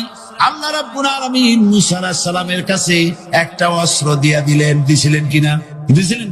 আল্লাহ পাক হযরত মুসা কি বলেছেন, ওয়া মা তিলকা বিয়ামিনিকা ইয়া মুসা, মুসা রে তোমার হাতে ওটা কি? মুসা আলাইহিস সালাম বললেন এটা লাঠি। আল্লাহ পাক বললেন ফেলে দাও লাঠি। লাঠি ফালায় দিলেন, কি হয়ে গেল? হিয়া হাইয়াতুন তাসআ, লাঠি হয়ে গেল। এখন লাঠি পড়ে সাপ হয়ে গেল। সাপ দেখে নবী বলি হোক, সাহাবী হোক আর আলেম হোক, সাপ দেখলে ভয় করে না মানুষের? মুসা আলাইহিস সালাম ভয় পেয়েছে। আল্লাহ রাব্বুল আলামিন হযরত মুসাকে শোনায় দিলেন, খুযহা ওয়া লা তাখাফ সানুঈদুহা সিরাতাহাল উলা, ধরো, লা তাখাফ, ভয় পেও না। আল্লাহ বলছেন ধরো, ভয় পেও না, ধরার সঙ্গে সঙ্গে স্বাভাবিক অবস্থায় ফিরে আসবে, আবার লাঠি হয়ে যাবে। এখন আল্লাহ বলছেন ধরো। মুসা আলাইহিস সালাম কি ভয় পাওয়া উচিত হবে? উচিত হবে। মুসা আলাইহিস সালাম কি ভয় পাইছিলেন? কারণ হচ্ছে এই দুশমনের শক্তিটা খুব বড়ই দেখা যায়, মনে হয় যেন অনেক বড় কি জানি কি। আল্লাহ পাক বলছেন ইন্না কাইদাশ শায়তানে কানা দাঈফা। শয়তানের চক্রান্ত যতই তুমি মনে করো অনেক ষড়যন্ত্রের জাল বিস্তার হয়ে আছে, আল্লাহ কয় কিছুই না, দাঈফা অত্যন্ত দুর্বল। আল্লাহ পাক বললেন ধরো। মুসা আলাইহিস সালাম সাপ ধরলেন, সঙ্গে সঙ্গে লাঠি হয়ে গেল। ফিরআউন বরদাস্ত করলো না, রাষ্ট্র শক্তির পক্ষ থেকে আক্রমণ শুরু হলো। অপরাধ কি? মুসা আলাইহিস সালামের অপরাধ কি? কি অপরাধ? মাশাআল্লাহ, বুঝতে পেরেছেন। অপরাধ হচ্ছে তিনি বলেছেন লা ইলাহা, জোরে বলেন লা ইলাহা ইল্লাল্লাহ। তো আমি বলবো আল্লাহ রাব্বুল আলামিন কোরআনে কারীমের মধ্যে বলেছেন আল্লাহু লা ইলাহা ইল্লা হুয়াল হাইয়ুল কাইয়্যুম। কোন সূরা আছে? কোন আয়াতে? আয়াতুল কুরসি। পড়তে ইচ্ছা করে না? পড়েন আমার সাথে। আল্লাহু লা ইলাহা ইল্লা হুয়াল হাইয়ুল কাইয়্যুম। আল্লাহ হচ্ছেন তিনি যিনি ছাড়া কোনো উপাস্য নাই, কোন ইলাহা নাই, কোন মাবুদ নাই যিনি ছাড়া, আর কোন ইবাদতের মালিক নাই। আর যিনি হচ্ছেন সদা জাগ্রত চিরঞ্জীব, সার্বভৌমত্বের একচ্ছত্র মালিক, যিনি সদা জাগ্রত চিরঞ্জীব, তিনি হচ্ছেন আল্লাহ। এখন কেউ যদি বলেন আল্লাহ অক্ষর কি, এক একটা অক্ষর বাদ দিয়া আল্লাহরে চিনায় দেন, তাও চিনানো যাবে। আল্লাহর প্রথম অক্ষর যদি বাদ দেন কি থাকবে? কোরআনে কারীম বলছে তা দিয়েও বোঝা যাবে। লিল্লাহি মা ফিস সামাওয়াতি ওয়া মা ফিল আরদ। আল্লাহ হচ্ছেন তিনি যার জন্য আকাশ আর জমিন, আকাশ এবং জমিনের একচ্ছত্র মালিক। এর মাঝখানে যা কিছু আছে সব কিছুর মালিকানা যার হাতের মুঠায়, তিনি আমার আল্লাহ। তিনি কে? আল্লাহ। তারপরে যদি বলেন আরেকটা নাম ছেড়ে দেন, আলিফ সাল্লাম, একটা নাম ছেড়ে দিলাম, তাহলে কি থাকলো? লাহ থাকলো, দুইটা অক্ষর থাকলো লাহু। এই লাহু দিয়েও আল্লাহ রাব্বুল আলামিনের সিফাতকে, তার গুণকে বোঝা যাবে। লাহু মাকালিদুস সামাওয়াতি ওয়াল আরদ। আল্লাহ পাক বলেন আসমান এবং জমিনের রিজকের চাবিকাঠি আল্লাহ পাকের হাতে, যাকে খুশি তিনি পর্যাপ্ত রিজেক দান করেন। কেউ যদি বলেন লামটাও ভালা দেন, লামটাও ছেড়ে দেন, দিলাম নাম একটা ছেড়ে, থাকলো কি? একটা অক্ষর থাকলো হু। এই হু দিয়ে আমার আল্লাহরে চেনা যাবে। ওয়াহুয়াল গফুরুল ওয়াদুদুল আরশিল মাজিদ ফাআলুল লিমা ইউরিদ। আমার আল্লাহ হচ্ছেন তিনি যিনি ক্ষমাশীল, যিনি দয়াবান, যিনি বান্দাকে মহব্বত করেন, যিনি হচ্ছেন আরশে আসিমের মালিক, যার তিনি হচ্ছেন সেই মহান সত্তা যিনি যা খুশি তাই খুশি। সুতরাং আল্লাহ হচ্ছেন এমন এক লফজ, এমন এক নাম, এমন এক ইসমে জাত যার কোনো বিকল্প নাই, যা অনুবাদ করে আল্লাহকে স্রষ্টা বললে এটা সারবে না, সৃষ্টিকর্তা বললে সারবে না। আল্লাহ পাকের নামের বিরাট বিশাল ব্যাপক অর্থ রয়েছে। সুতরাং আল্লাহকে আল্লাহই বলতে হবে। আল্লাহকে কি বলতে হবে? আল্লাহ আল্লাহ আল্লাহ। কত মজাই নামে, সুবহানাল্লাহ, কত মজাই নামে। আল্লাহ রাব্বুল আলামিন বলেন, আমরা শুরু করছি সূরা ফাতিহা। অভিনন্দন পত্র দিচ্ছি, কারে দিচ্ছি? আল্লাহ পাককে দিচ্ছি। সেখানেও ভাষা দিয়ে রব্বুল আলামিন বলেন প্রশংসা করো, আলহামদুলিল্লাহি রাব্বিল আলামিন। সমস্ত প্রশংসা আল্লাহ পাকের, যিনি হচ্ছেন রব, যিনি কি? রব। এখন এই রব শব্দের বাংলা অর্থ করা হয় প্রভু, লালনকারী, প্রতিপালনকারী, কিন্তু এই অর্থ যথেষ্ট নয়। কোরআনে কারিমে যে রব বলা হয়েছে তার অর্থ হচ্ছে, তার অর্থ ব্যাপক, অনেক বিশাল এর অর্থ। এ রব কাকে বলে? এই রব শব্দের বাংলা অর্থ করা হয় প্রভু, লালনকারী, প্রতিপালনকারী, কিন্তু এই অর্থ যথেষ্ট নয়। কোরআনে কারিমে যে রব বলা হয়েছে তার অর্থ ব্যাপক, অনেক বিশাল এর অর্থ। এ রব কাকে বলে আমি রবের সমস্ত ব্যাখ্যা করতে পারবো না, তবে অল্প কথায় এমন ভাবে বলতে চেষ্টা করব যাতে করে আপনাদের বুঝে আসবে ইনশাআল্লাহ।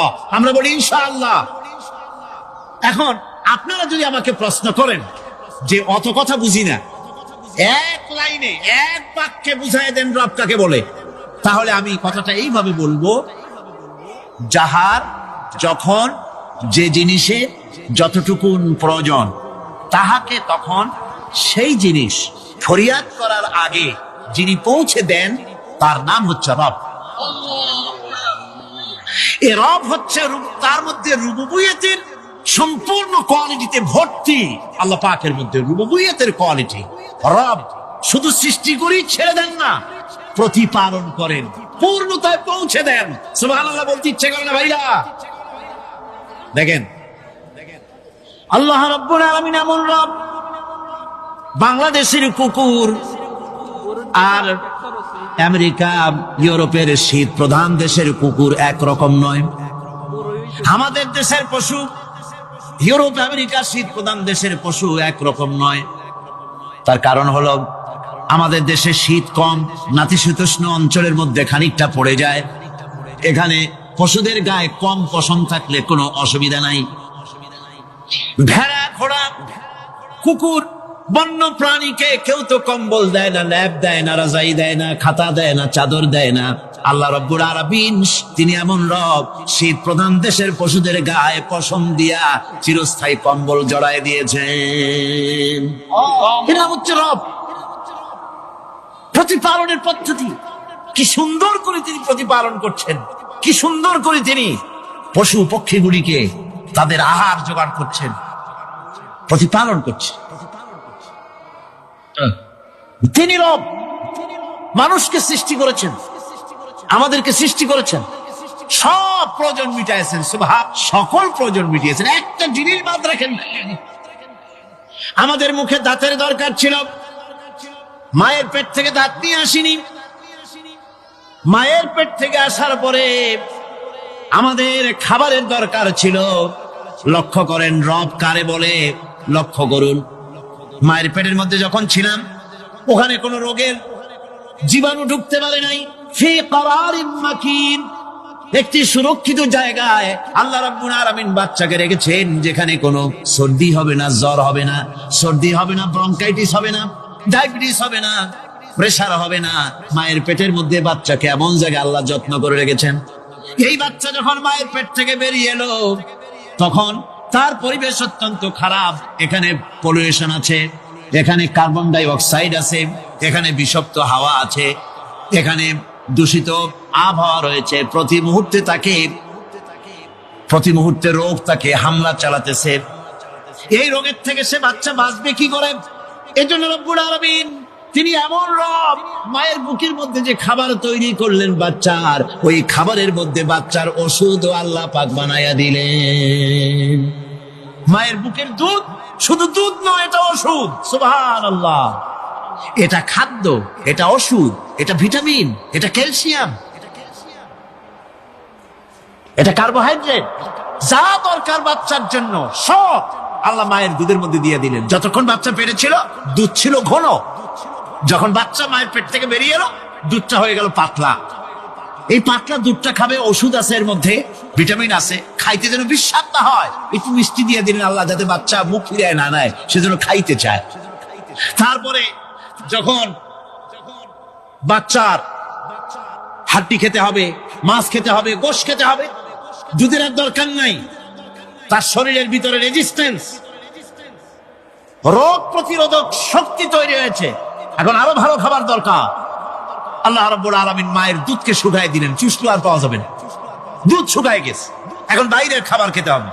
আসছিল যখন বুকে দাঁত ছিল না, বাইরে যখন এলো দাঁতের যখন দরকার হলো, কোন আল্লাহর বান্দা কি আল্লাহর কাছে দরখাস্ত করেছেন যে আল্লাহ আমার কয়েকখান দাঁত দাও, দাঁত ছাড়া আমি চাবাই কেমন? এর সবগুলি দাঁত কে সেট করে দিলেন? রব। রব রব্বুল আলামিন দাঁতগুলিকে সেট করে দিল, মুখের মধ্যে দাঁত এসে গেল। আল্লাহ রব্বুল আলামিন শরীরটাকে সাজিয়ে গুছিয়ে, হিউম্যান বায়োলজি যাকে বলা হয়, যে শরীরকে যে সুন্দর করে আল্লাহ পাক তৈরি করলেন, বলে শেষ করা যাবে না কত সুন্দর করে আল্লাহ পাক বানিয়েছেন। আপনার মাথার ভিতরে সেল তৈরি করা হলো, ব্রেন তৈরি করা হলো। এই ব্রেনটা শুকনা জায়গায় রাখা হয় নাই। শুকনা জায়গার মধ্যে ব্রেনটা যদি থাকতো, নড়াচড়া করে আপনার ব্রেনের যে টেকনোলজি আল্লাহ পাক ইউজ করেছেন সেটা অসুবিধাগ্রস্ত হতো। এই জন্য ক্রিম যেভাবে পানির মধ্যে ভাসা থাকে, পানির মধ্যে ভাসমান ক্রিম মাখন যেভাবে রাখা হয়, সামান্য পানির মতো করে এর ভিতরে ব্রেনটাকে রাখা হয়েছে। এই ব্রেনের ভিতরে, ব্রেন হচ্ছে পৃথিবীতে কম্পিউটার, আজকের পৃথিবীর শ্রেষ্ঠ আবিষ্কার। কিন্তু মানুষের মাথায় যে কম্পিউটার আল্লাহ পাক দান করেছেন, এই কম্পিউটারের সামনে দুনিয়ার কম্পিউটার এতিম। এবার লন্ডন গিয়েছিলাম, প্রত্যেক বছর 1.5 মাস 2 মাস সময় পাই, কিন্তু আপনারা দোয়া করেছেন এখন পার্লামেন্টে সময় দিতে হয় বেশি। বিদেশের সফর কমে গিয়েছে, 10 দিনের জন্য গিয়েছিলাম। ওরা আমাকে একটা ডায়েরি দিল, সেই ডায়েরিটার ভিতরে ডিজিটাল ডায়েরি। এই ডায়েরির মধ্যে তারা বলল যে এরকম, এই যে কাগজটা আপনারা দেখতে পাচ্ছেন, এই রকমের কাগজের 10 লক্ষ পাতা লিখতে যত কাগজ লাগে, এরকমের 10 লক্ষ পাতার লেখা ছোট্ট এই ডায়েরিটার মধ্যে ঢুকাই দেওয়া যায়। 10,000 টেলিফোন নাম্বারের মেমোরিতে তুলে দেওয়া যায়। এটা হচ্ছে লেটেস্ট আবিষ্কার। কিন্তু আল্লাহ পাক মানুষের যে ব্রেনটা তৈরি করলেন, পৃথিবীতে যা আছে এ সব কিছু একটা মানুষের ব্রেনের মধ্যে, সমস্ত তথ্য, সমস্ত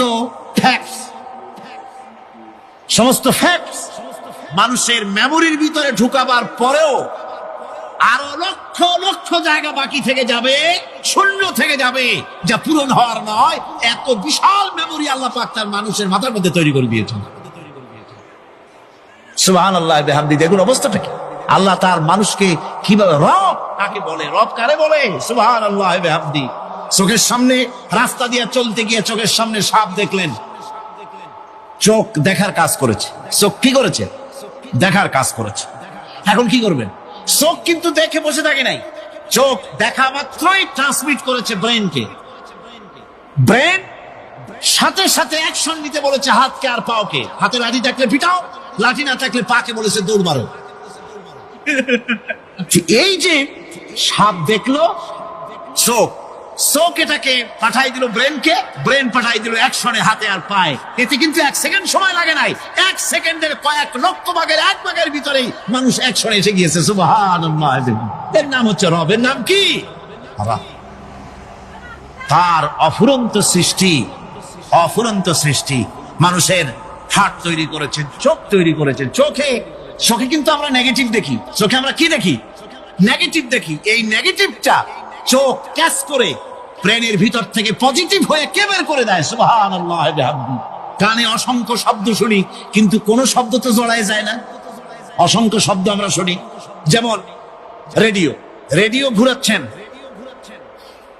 9 ব্যান্ড রেডিও অথবা এর থেকেও বেশি ব্যান্ডওয়ালা রেডিও। আপনি যখন ঘুরাচ্ছেন কোন সেন্টার ধরার জন্য, অনেক সময় 4-5টা সেন্টার জড়ায় যায় না?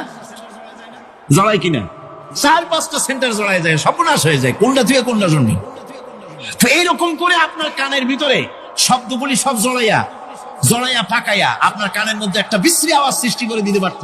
কে স্তরে স্তরে শব্দগুলিকে শোনার ব্যবস্থা করেছে? আপনার জিহ্বার ভিতরে হাজারো রকমের স্বাদ গ্রহণ করার জন্য একটা জিহ্বায় এতগুলি টেস্ট নেওয়ার ক্ষমতা কে তৈরি করে দিলেন? আল্লাহ রাব্বুল আলামিন। সুবহানাল্লাহ বিহামদি। তিনি হচ্ছেন রব, যিনি মানুষের প্রতিপালন সৃষ্টি করেন এবং প্রতিপালন করেন, এমনি এমনি ছেড়ে দেন। এরপরে মানুষের সব প্রয়োজন তিনি মিটিয়েছেন। মানুষের জীবন ধারণের জন্য সব থেকে বড় প্রয়োজন পানি। সবচেয়ে বড় প্রয়োজন কি? পানি। জোরে কোন কি? পানি। জীবনের জন্য পানি এবং আর্দ্রতা, এই দুটি জিনিস অপরিহার্য, এছাড়া জীবন বাঁচবে না। আমরা দেখতে পাই সমুদ্র ভরা পানি মজুদ আছে। লক্ষ্য করেন, সমুদ্র ভরা পানি মজুদ আছে, নদী খাল বিল ভরা পানি মজুদ আছে। কিন্তু এটাই তো যথেষ্ট না। রব হচ্ছেন তিনি যিনি এই বিশাল বিশাল পানির মওজুদ থেকে বাতাসকে যিনি বলেন, যিনি প্রতিনিয়ত বাষ্পীয় আকারে পানিগুলিকে সমুদ্র থেকে উত্থিত করেন, পানিগুলিকে উত্থিত করেন মহাকাশে। আল্লাহ পাক বলেন, আল্লাহুল্লাযী আরসালার রিয়াহা ফাতুসিরু সাহাবা। বাষ্প হয়ে পানিগুলি আকাশে উত্থিত হয় এবং মহাকাশে যাওয়ার পর এই পানিগুলি, লবণাক্ত পানিগুলি আল্লাহর মেশিনে সেগুলি মিষ্টি হয়ে যায়। জোরে কোন সুবহানাল্লাহ। পানিগুলি মিষ্টি হয়ে গেল। ওই মিষ্টি পানি আল্লাহ রাব্বুল আলামিন নাজিল করে দিলেন। এবার বৃষ্টি কণা কণা হয়ে পড়লো, ফোঁটা ফোঁটা বৃষ্টি। আল্লাহ খুঁজে দেখলেন বৃষ্টির ফোঁটাগুলি পৃথিবীর প্রতিটি কণা তালাশ করে তৃষ্ণার্ত কণাগুলিকে আল্লাহ পাক ভিজাই দিলেন। সেই জন্য তার নাম হলো রব। তিনি হচ্ছেন রব, প্রয়োজন মিটান। পানি সবচেয়ে প্রয়োজন বেশি, সেই পানি আল্লাহ পাক এভাবে সরবরাহ করলেন। জমিনের চারিদিকে নদী নালা রেখেছেন, জমিনকে আর্দ্র করেছেন, জমিনের ভিতরের পানি মিষ্টি করেছেন। টিউবওয়েল মারলে পরে, পাম্প করলে পরে ভিতর থেকে মিঠা পানি আল্লাহ পাক বের করে দেন। সুবহানাল্লাহ। এই মিষ্টি পানির ব্যবস্থা করেছেন। এরপরে তিনি ওই আল্লাহ পাক মিষ্টি পানির ব্যবস্থা করে বৃষ্টির মাধ্যমে পৃথিবীতে ফসল উৎপাদনের ব্যবস্থা করে দিলেন। পাক কোরআনে কারীমের মধ্যে বলেছেন, ওয়াজআলনা মিনাল মাই কুল্লা শাইইন হাই। পানি দ্বারাই আমি সব বস্তুকে সজীব রাখি। বৈশিষ্ট্যের দিক থেকে পানির রয়েছে অনেক গুণ, আশ্চর্য গুণ। পৃথিবীর ৭৫% হচ্ছে পানি। আকাশ থেকে অর্থাৎ চাঁদ থেকে যখন চাঁদে ভ্রমণকারীরা যখন ছবি তুলেছে, তো সেই ছবিতে ব্লু রং এসেছে বেশি, সবুজ এসেছে কম। সবুজ হলো গাছপালা, আর ব্লু হচ্ছে পানি। সমুদ্রের পানির রং হচ্ছে নীল। মানুষের শরীরের ভিতরে ৬০% পানি, গাছের মধ্যে রয়েছে পানি। পানি ছাড়া পৃথিবীর বাঁচার কোনো পথ নাই। আবার দেখেন, প্রচন্ড শীতের কারণে, ঠান্ডার কারণে যেসব এলাকায় তাপমাত্রা হিমাঙ্কের নিচে এসে যায়, সেই সব দেশে সমুদ্রের পানি আর দরিয়ার পানিগুলি বরফ হয়ে যায়। এই বরফ যখন হতে থাকে, তখন পানি তার নিজের তাপকে নিচের দিকে ছুটতে থাকে। উপরের তাপ বরফ হয়ে যায় ঠান্ডা, আর নিচে তাপ বিচ্ছুরিত করে দিয়ে পানির ভিতরে যত জলজ প্রাণী আছে আর উদ্ভিদ আছে, সবগুলিকে বাঁচায় রাখার ব্যবস্থা আল্লাহ রাব্বুল আলামিন এভাবে করে থাকে। এবার আল্লাহ রাব্বুল আলামিন বলছেন, এই পানি ছাড়া মানুষ বাঁচে না, প্রাণী বাঁচে না। পানি এমন এক জিনিস, এমন এক নিয়ামত আমি দান করলাম। আল্লাহ পাক বলেন, কুল আরাআইতুম ইন আসবাহা মাউকুম গাওরান ফামান ইয়াতিকুম বিমাইন মাইন। বলো দেখি, সবে শুকাইয়া যদি যায় এই জমিনের পানি, তাহলে হেথায় তটনির ধারা কে দিবে সবারে আনি। এই পৃথিবীর নদী নালা, খাল বিল, জমিনের আভ্যন্তরীণ দিকে পানিগুলি যদি আমি আল্লাহ রাব্বুল আলামিন শুকায় দেই, তাহলে আমি আল্লাহ ছাড়া এমন কে আছে যে নতুন করে আবার পানির আমদানি করে দিতে পারে? আছে কেউ? আজ পানির শূন্যতা আমাদের দেশে দেখা যাচ্ছে।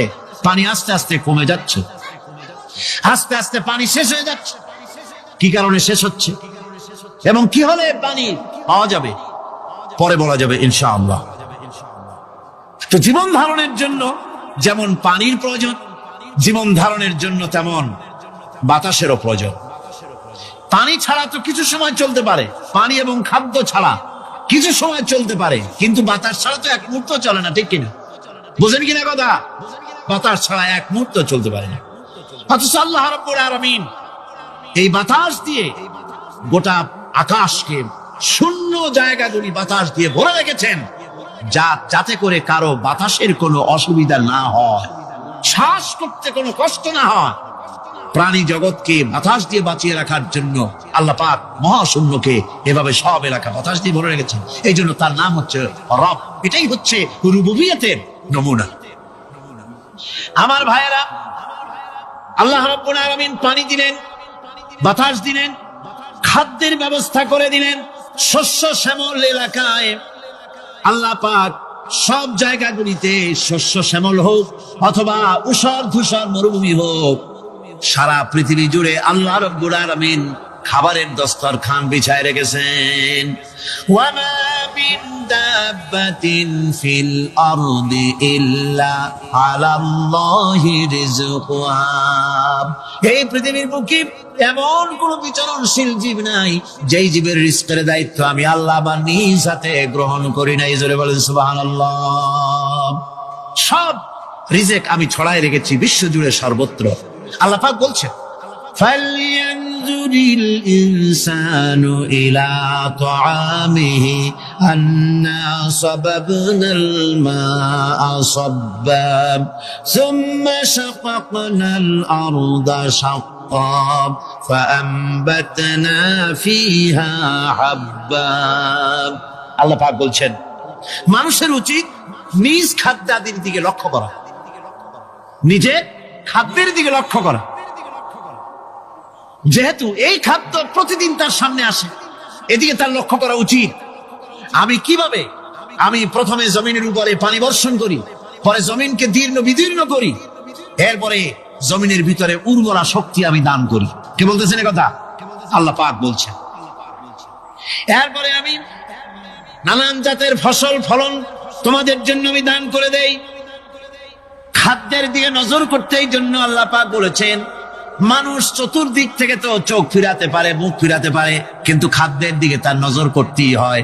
সকালে, দুপুরে, বিকেলে, রাত্রে সব সময় তার সামনে খাবার আছে। আল্লাহ পাক বলেন, খাবারের দিকে একটু নজর করো, কেমন ভাবে কি সুন্দর করে খাবারগুলি তৈরি করে দিয়েছি, শুরু কিভাবে হলো, পরিপক্ক কিভাবে হলো, সেদিকে তোমরা লক্ষ্য করো। সে লক্ষ্য তো করা নাই, সমানে খায়, বিসমিল্লাহ বলেন, আলহামদুলিল্লাহ বলেন, পাইকারি দরে খাইতেই থাকে। আল্লাহ পাক বলছেন, খাদ্যাদির দিকে লক্ষ্য করো। এই যে চাউল তোমরা খাচ্ছ, আটা খাচ্ছ, গম খাচ্ছ, মাছ খাচ্ছ, গোশ খাচ্ছ, তাম পৃথিবীর সমস্ত বিজ্ঞানী একত্রিত হয়ে একটা চাউল বানাইতে পারবে? জোরে কোন পারবে? না পারবে। পারবে প্লাস্টিকের চাউল খাবেন আর কলেরা হয়ে মরবে। পৃথিবীর সমস্ত বিজ্ঞানীরা একত্রিত হয়ে একটি চাউল বানাতে পারবে না, একটা ডিম বানাতে পারবে না। পারবে একটা ডিম বানাতে? পারবে না। বিজ্ঞানীদের প্রশংসা আমরা করি, হ্যাঁ করি, বিজ্ঞানীরা অনেক কিছু বিশ্বকে উপহার দিয়েছে, কিন্তু মূল রবের কাছে আমরা যাই না, তাকে চিনতেও পারি না, সেখানে যাই না। বিজ্ঞানীরা কি করেছে? আল্লাহর বানানো জিনিসগুলি তারা ডিজাইন করেছে। ডিজাইন করতে তো নিষেধ নাই, আর ডিজাইন করাই যায়, সৃষ্টি করতে পারে না। বিজ্ঞানীরা সৃষ্টি করে নাই, ডিজাইন করেছে। কিরকম? আল্লাহ পাক চাউল তৈরি করেছেন। চাউল তৈরি করেছে কে? বলেন না সবাই। এখন আপনারা সেই চাউল দিয়ে পিঠা বানান, পায়েস বানান, সেই চাউল দিয়ে বাবা পিঠা আরো কি যেন খায় চট্টগ্রামে, রস দিয়ে, ওটা কি কর? দই পিঠা না খায়, ডোয়া পিঠা। সেইভাবে করে আপনি ডিজাইন তৈরি করছেন। আটা দিচ্ছে, আল্লাহ পাক আটা তৈরি করেছেন, গম দিয়েছেন, এই আটা দিয়ে গোলগোল্লা তৈরি হচ্ছে, এর দ্বারা রুটি তৈরি হচ্ছে, এর দ্বারা অসংখ্য রকমের সিমাই টিমাই ইত্যাদি দিয়ে, লাচ্ছা সিমাই, নানান রকমের সিমাই আপনি ডিজাইন করার অসুবিধা নাই। আল্লাহর তৈরি করা কাঠ দিয়ে ফার্নিচার তৈরি হচ্ছে, টেবিল হচ্ছে, চেয়ার হচ্ছে, গুষ্টি শুদ্ধ হচ্ছে। আল্লাহর তৈরি করা লোহা দিয়ে মাইক হচ্ছে, স্ট্যান্ড গান হচ্ছে, ব্রেন গান হচ্ছে, তারপরে প্লেন হচ্ছে। তাহলে আমি বলতে চাইলাম, বুঝাতে চাইলাম, সমস্ত জিনিস এর স্রষ্টা কে? জোরে বলেন কে? বিজ্ঞান শুধু এগুলিকে এক জায়গায় করে অ্যাসেম্বল করছে, এগুলিকে এক জায়গায় করে এক একটা রূপ দিয়েছে। এখানে বিজ্ঞানের কৃতিত্ব আছে ঠিক, কিন্তু আপনারাই বলেন, লোহা যদি আল্লাহ তৈরি না করতেন, এই মাইক তৈরি হতো, রাইফেল তৈরি হতো? আর রাইফেল যদি নাই হতো, তাহলে কারাগারের বন্দীগুলো মারতেন কি দিয়া? রাইফেল যদি না হতো, যুদ্ধ করতেন কি দিয়ে? ঠিক কিনা? যত মারামারি ইত্যাদি যা কিছু হচ্ছে, তো শুধু মারামারির জন্যই তো আল্লাহ লোহা বানান নাই। লোহার সবচাইতে বড় প্রয়োজন হচ্ছে জমিন কর্ষণ করা, জমিন চাষ করা। এই জমিন চাষের জন্য লাঙ্গল দরকার, শাবল দরকার, খোমতা দরকার, কোদাল দরকার। এই লোহার দাম তো আল্লাহ পাক এত লোহা বেশি দিয়েছেন, যার জন্য লোহার দাম কম। সোনা কম দিয়েছেন, যেহেতু সোনার প্রয়োজনীয়তা কম, লোহার প্রয়োজনীয়তা বেশি, এই জন্য লোহা বেশি দিয়েছেন, দামটা কমে গেছে, যার জন্য আপনার আমার জন্য কিনে ব্যবহারটা সহজ হয়েছে। কথা ঠিক কিনা বন্ধুগণ? আল্লাহ রাব্বুল আলামিন এইভাবে করে মানুষের রুবুবিয়তটা, আল্লাহ পাকের রুবুবিয়ত হচ্ছে এই, তিনি মানুষকে সুন্দর করে সৃষ্টি করে যা কিছু প্রয়োজন সবকিছু খাওয়াচ্ছেন, দিচ্ছেন। সে আল্লাহ পাক প্রশ্ন করছেন, কুল মান ইয়ারযুকুকুম মিনাস সামাই ওয়াল আরদ أَمَّنْ يَمْلِكُ السَّمْعَ وَالْأَبْصَارَ وَمَنْ يَخْرُجُ الْحَيَّ مِنَ الْمَيِّتِ وَيُخْرِجُ الْمَيِّتَ مِنَ الْحَيِّ। আকাশের প্রশস্ত বুক থেকে এবং জমিনের এই প্রশস্ত বুক থেকে কে রিজিক, তোমাদের খাদ্যকে উৎপাদন করে? কে নির্জীব থেকে সজীবকে বের করেন? আর কে সজীবকে নির্জীবে পরিণত করেন? তিনি কে? তিনি হচ্ছেন আল্লাহ পাক। আল্লাহ পাক বলছে, এই প্রশ্ন যদি তাদেরকে করা হয় তো তারা কি বলবে? আল্লাহ পাক বলেন, وَمَنْ يُدَبِّرُ الْأَمْرَ فَسَيَقُولُونَ اللَّهُ فَقُلْ أَفَلَا تَتَّقُونَ। হে নবী, এদেরকে প্রশ্ন করুন। এদেরকে যদি প্রশ্ন করা হয় এই পৃথিবীর সুন্দর পরিচালনা পদ্ধতি কে করেন, তাহলে তারা এক কথায় বলবে, নিজের থেকেই বলবে আল্লাহ।